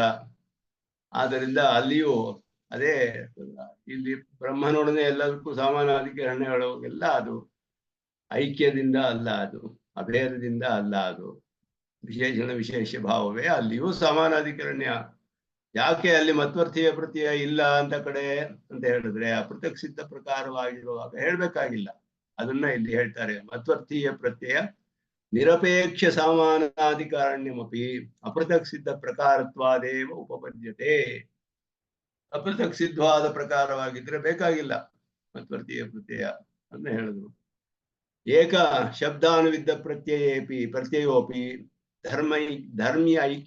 ಧರ್ಮಿ ಏಕತ್ವಾತ್ ನತು ಧರ್ಮಧರ್ಮಿಣೋ ಐಕ್ಯಾತ್ ಇತಿ ಹೇತು ಪರಿಹಾರ ಪ್ರಕಾರತ್ವಾದೇವ ಇತ್ಯಾದಿನ ಅಭಿಪ್ರಾಯ. ನಾಲ್ಕು ವಿಷಯಗಳಿಂದ ಅವರು ಸಹೋಪಲಂಬ ನಿಯಮ ಹೇಳ್ತಾರಲ್ಲ, ಅಷ್ಟಕ್ಕೂ ಉತ್ತರ ಕೊಟ್ಟಿರೋ ಒಂದು ವಾಕ್ಯದಲ್ಲಿ ಭಾಷಿಕಾರರು ಅಂತ ಇಲ್ಲಿ ಸುದರ್ಶನ ಸೂರಿಗಳು ತೋರಿಸ್ತಾರೆ ಹೇಗೆ ಅಂತ. ಏಕಶಬ್ದಾನುವಿದ್ಧ ಪ್ರತ್ಯಯ ಅಂದ್ರೆ ಒಂದು ಶಬ್ದದಿಂದಲೇ ಎಲ್ಲ ತಿಳಿದು ಬರುವಂತಹದ್ದು. ಯಾಕೆ ಅಂದ್ರೆ ಧರ್ಮಿ ಒಂದೇ ಇರೋದು. ಆದ್ದರಿಂದ ಧರ್ಮೀಯ ಏಕತ್ವಾತ್ ಧರ್ಮ್ಯೇಕತ್ವಾತ್, ಧರ್ಮಿ ಒಂದೇ ಇರೋದು, ಎರಡು ಧರ್ಮಿಗಳಿಲ್ಲ ಅಲ್ಲಿ. ನತು ಧರ್ಮಿಣೋ ಐಕ್ಯಾತ್, ಧರ್ಮಕ್ಕೂ ಧರ್ಮಿಗೂ ಐಕ್ಯವಿಲ್ಲ. ಧರ್ಮಿಯಲ್ಲಿ ಐಕ್ಯ, ಅಲ್ಲಿ ಧರ್ಮಕ್ಕೂ ಧರ್ಮಿಗೂ ಐಕ್ಯವಲ್ಲ. ಆದ್ದರಿಂದ ಧರ್ಮಿ ಒಂದೇ ಆಗಿ ತತ್ವಮಲ್ಲೂ ಅಷ್ಟೇನೆ, ಸರ್ವಂ ಕಲ್ವಿದಂ ಬ್ರಹ್ಮಲ್ಲೂ ಹಾಗೆಯೇ. ಬ್ರಹ್ಮ ವಿಶೇಷ್ಯದಲ್ಲಿ ಐಕ್ಯ ನಾವು ಹೇಳೋದು, ವಿಶೇಷಣಕ್ಕೂ ವಿಶೇಷ್ಯಕ್ಕೂ ಐಕ್ಯವಿಲ್ಲ. ಆದ್ದರಿಂದ ಅಲ್ಲಿ ಅವರು ಶಂಕರರು ಒಂದ್ ಕಡೆ ಹೇಳ್ತಾರೆ ಅದನ್ನ, ಮಯಿ ಸರ್ವತ್ರ ಏಕೋ ವಿಷ್ಣು ವ್ಯರ್ಥಂ ಕುಪ್ಯಸಿ ಮಯಿ ಅಸಹಿಷ್ಣು ಅಂತ ಹೇಳಿದ್ರು. ನಮ್ಗೆ ಕೋಪ ಬಂದ್ರೆ ನನ್ನಲ್ಲಿರೋನು ನಿನ್ನಲ್ಲಿರೋ ಒಬ್ನೇ ವಿಷ್ಣು, ಯಾಕೆ ಕೋಪ ಪಡ್ಕೋತೀಯ? ತ್ವಯಿ ಸರ್ವತ್ರ ಏಕೋ ವಿಷ್ಣು. ಮಯಿ ಎಂದಾಗ ಏನರ್ಥ ಅಲ್ಲಿ? ಆಮೇವ ವಿಷ್ಣು ಅಂತ ಅರ್ಥವಲ್ವಲ್ಲ. ಮಯಿ ಅಂದಾಗ ಒಳಗಡೆ ಇರೋನಂತರ್ಯಾಮಿ, ವಿಷ್ಣುವಿನಲ್ಲಿ ಐಕ್ಯ. ಅಲ್ಲಿ ನನಗೂ ವಿಷ್ಣುಗೂ ಐಕ್ಯವಿಲ್ಲ, ವಿಷ್ಣುವಿನಲ್ಲಿ ಐಕ್ಯ, ವಿಶೇಷದಲ್ಲಿ ಐಕ್ಯವೇ ಹೊರತು ವಿಶೇಷಗಳಿಗೆ ಐಕ್ಯವಿಲ್ಲ. ಏಕಶಬ್ದ ಅಂತ ಅದರಿಂದ ಧರ್ಮಿಗೆ ಐಕ್ಯವಿಲ್ಲ ಹೇಳಿ. ಏತುತ್ರೇ ಪರಿಹಾರ ಪ್ರಕಾರತ್ವಾದೇವ. ಇಲ್ಲಿ ಒಂದು ವಾಕ್ಯದಲ್ಲಿ ಹೇಳಿದ್ರು, ಪ್ರಕಾರತ್ವಾದೇವ ಅನ್ನೋದ್ರಿಂದಲೇ ಎಲ್ಲ ಪರಿಹಾರ ಆಗ್ಬಿಡುತ್ತೆ. ಪೃಥಕ್ ಸಿದ್ಧಿ ಅನರ್ಹತ್ವಂ ಪೃಥಕ್ ಅನುಪಲಂಬಶ್ಚ ಮಧ್ಯಾತ್ಮಕತ್ವ ಸಿದ್ಧಿ ಎಲ್ಲ ಅಷ್ಟೇ ಹೇಳ್ತಾರೆ. ಪ್ರಥಮ ಪಿಂಡ ಗ್ರಹಣೆ ಭೇದಾಗ್ರಹ ಸಂಸ್ಥಾನಸ್ಯ ಇತ್ಯಾದಿನ ಪರಿಹಾರ. ಅದು ಸಂಸ್ಥಾನಿನಃ ಪ್ರಕಾರತೆಯ ಪದಾರ್ಥಾಂತರ. ಅದಿಯೂ ಕೂಡ ಯಾಕೆ ಭೇದ ತಿಳಿಯೋದಿಲ್ಲ ಪ್ರಥಮ ಪಿಂಡ ಗ್ರಹಣದಲ್ಲಿ ಅಂದ್ರೆ, ಪ್ರಕಾರವಾಗಿದೆ, ನಿಯತವಾಗಿ ಅಪೃಥಕ್ ಸಿದ್ಧವಾಗಿದೆ, ನಿಯತವಾಗಿಯೇ ಅದಕ್ಕೆ ಏಕಸಾಮಗ್ರಿ ವೇದ್ಯತ್ವೂ ಇದೆ, ನಿಯತವಾಗಿ ಅಪೃಥಕ್ ಸಿದ್ಧವಾಗಿದೆ. ಆದ್ದರಿಂದ ಭೇದ ಅನ್ನೋ ತಿಳಿದು ಬರೋದಿಲ್ಲ. ಎಲ್ಲಾದ್ರೂ ಭೇದ ನೋಡಿದ್ರೆ ನಮ್ಗೆ ಇಲ್ಲಿ ಭೇದ ತಿಳಿಯೋದು, ದಂಡ ಕುಂಡಲಿ ಮೊದಲಾದಂತ ಕಡೆ.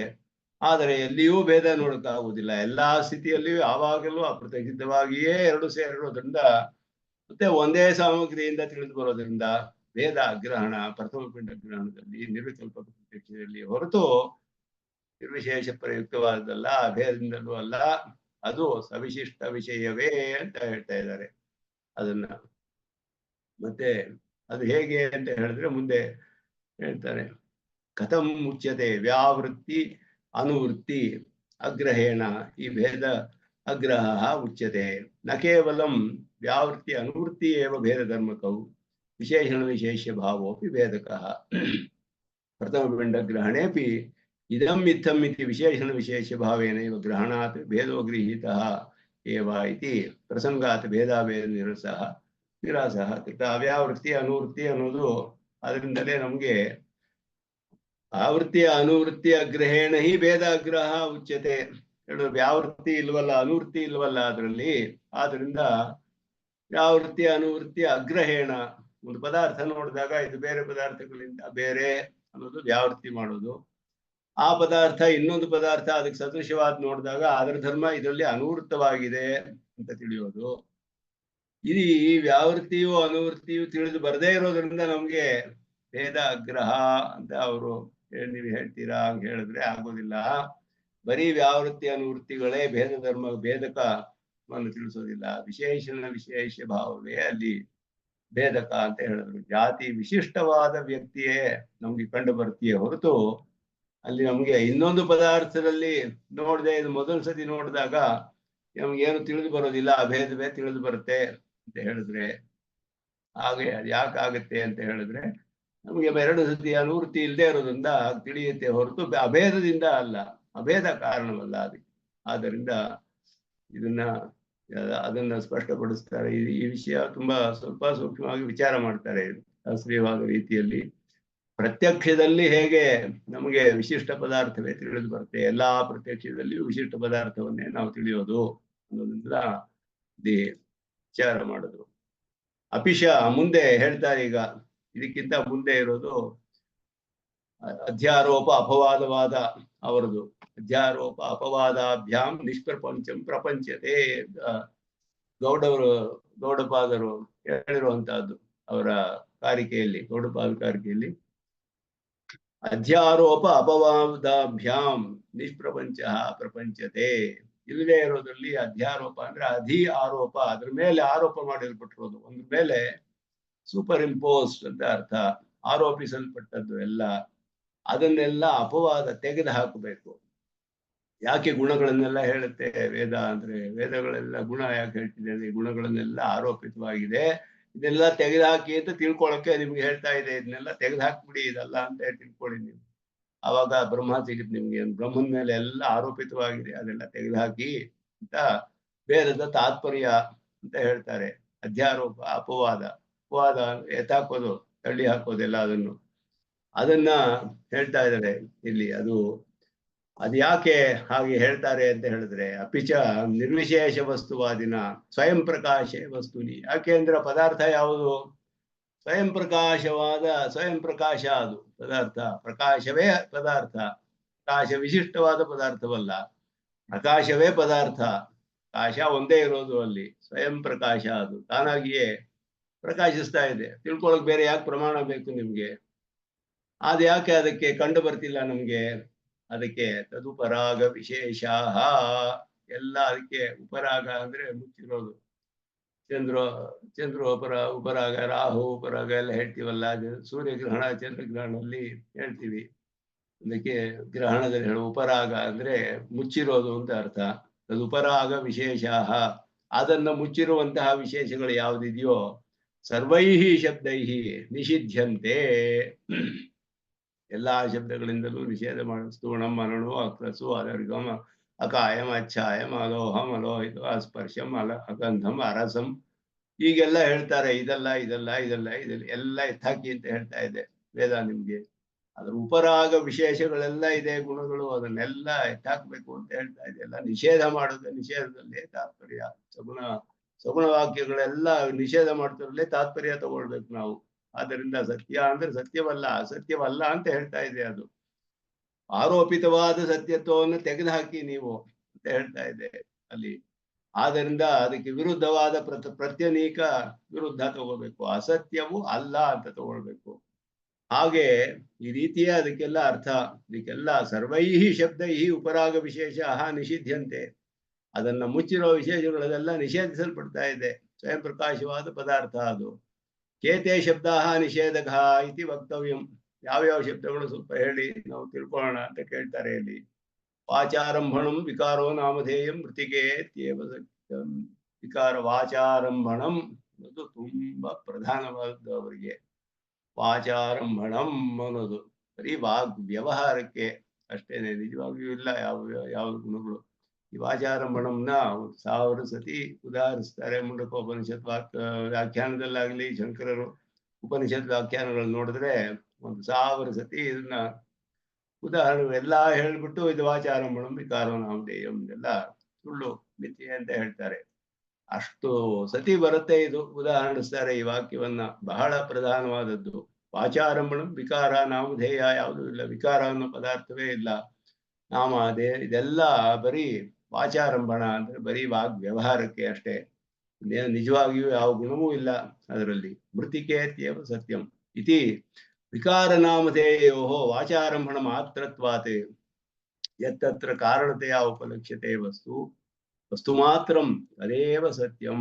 ಕಾರಣ ಅಂತ ಯಾವ ಪದಾರ್ಥ ಹೇಳಲ್ಪಟ್ಟಿದೆಯೋ, ಸದೇವ ಸೌಮ್ಯ ಇದಮಗ್ರ ಆಸೀತ್ ಸದ್ ಹೇಳ್ತಲ್ಲ, ಅದೊಂದೇ ಸತ್ಯವೇ ಹೊರತು ಮೃತ್ ಅನ್ನೋದೇ, ಮೃತ್ತಿಂದ ಉಂಟಾದದ್ದೆಲ್ಲ ಅದರ ವಿಕಾರವೇ ಈ ರೂಪ ನಾಮಧೇಯ ಘಟ ಮೊದಲಾದೆಲ್ಲ ಏನೇನು ಉಂಟಾಗಿದೆಯೋ ಅದರ ವಿಕಾರಗಳು. ಅಂದ್ರೆ ಇದೆಲ್ಲ ಬರೀ ವಾಚಾರಂಭಣ, ವ್ಯವಹಾರಕ್ಕಷ್ಟೇನೆ.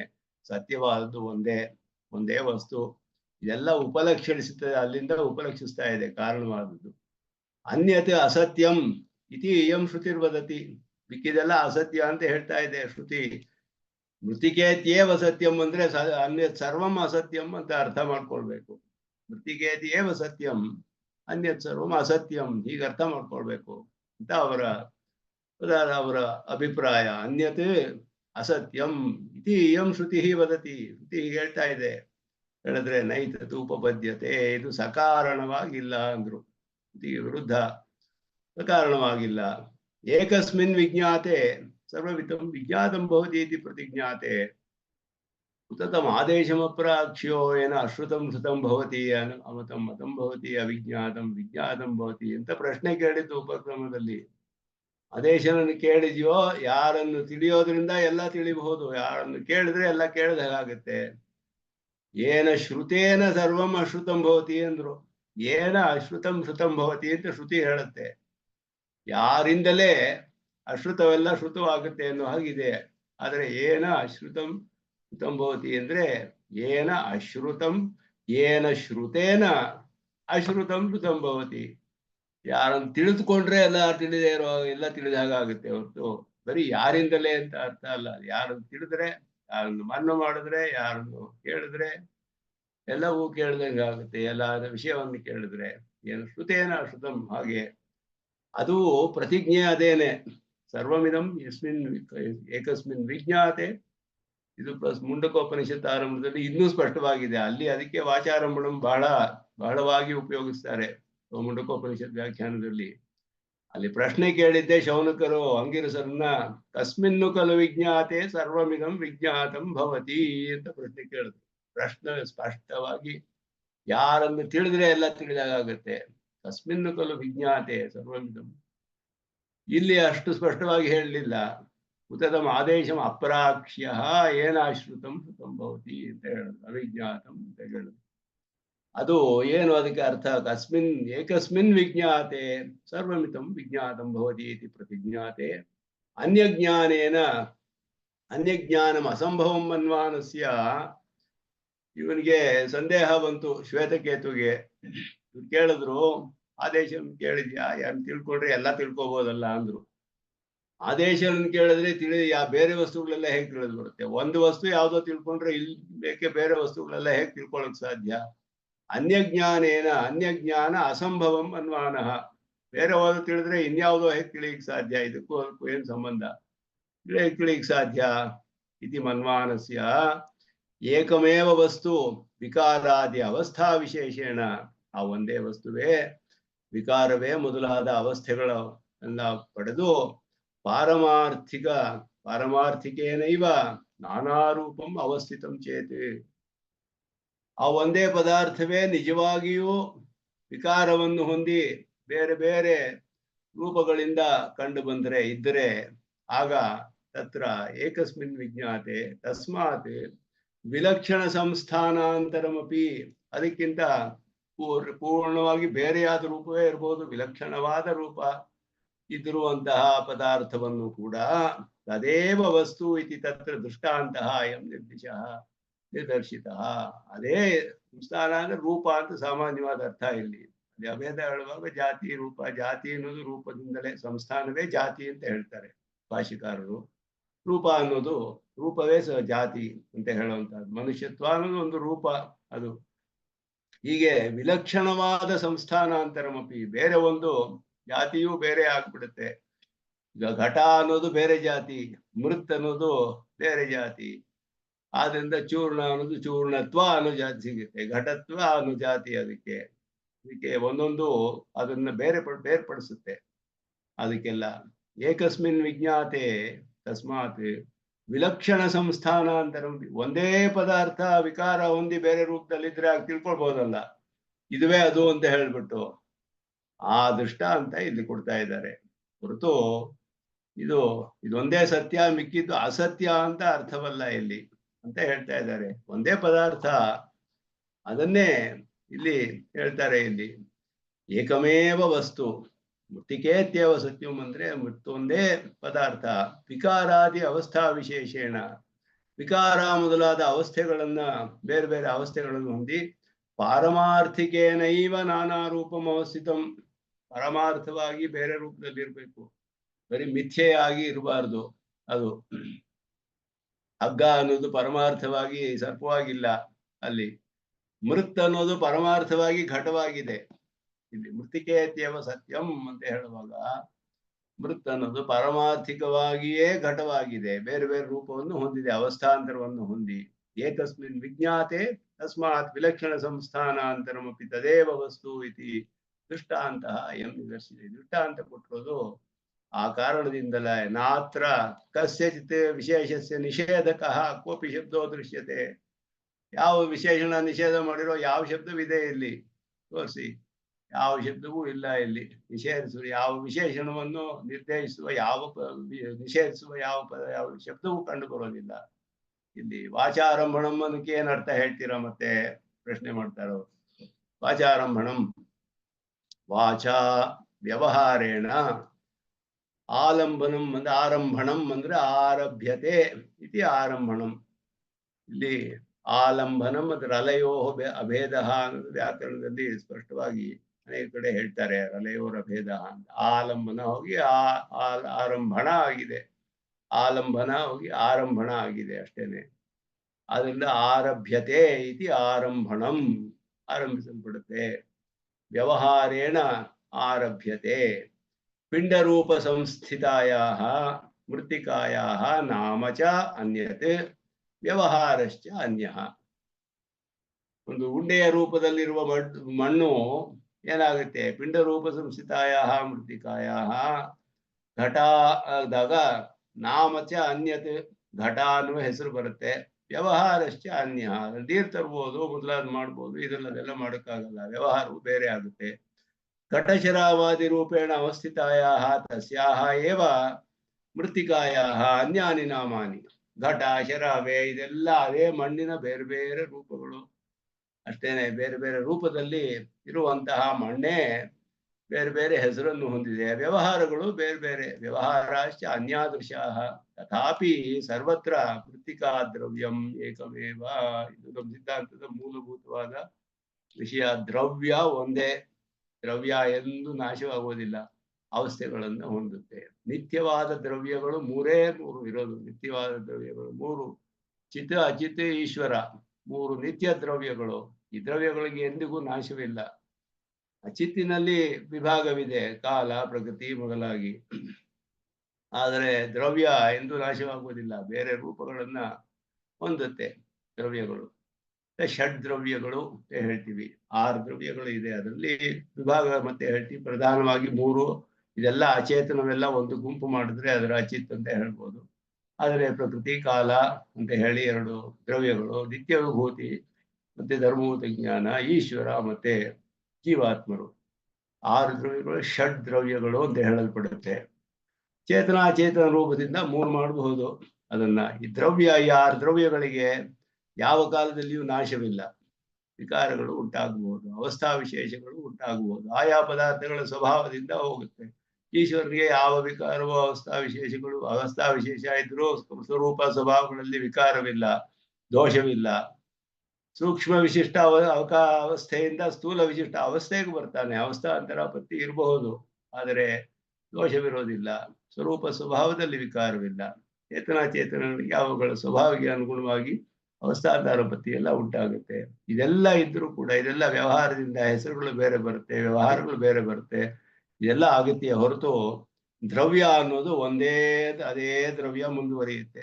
ಅದಕ್ಕೆ ಬೇರೆ ಬೇರೆ ರೂಪಗಳ ಒಂದು ಬೇರೆ ಬೇರೆ ಹೆಸರುಗಳು, ಬೇರೆ ಬೇರೆ ವ್ಯವಹಾರಗಳು ಇದು ಉಂಟಾಗುತ್ತೆ ಅನ್ನೋದೇ ಇದನ್ನ ಇಲ್ಲಿ ಉಪದೇಶ ಮಾಡ್ತಾ ಇರೋದು. ಅವ್ರು ಏನು ಅಂದ್ರೆ ಮೃತ್ತಿಕೇತ್ಯೇವ ಸತ್ಯಂ ಆಚಾರಂಭಣಂ ವಿಕಾರೋ ನಾಮಧೇಯಂ ಮೃತ್ತಿಕೇತ್ಯೇವ ಸತ್ಯಂ.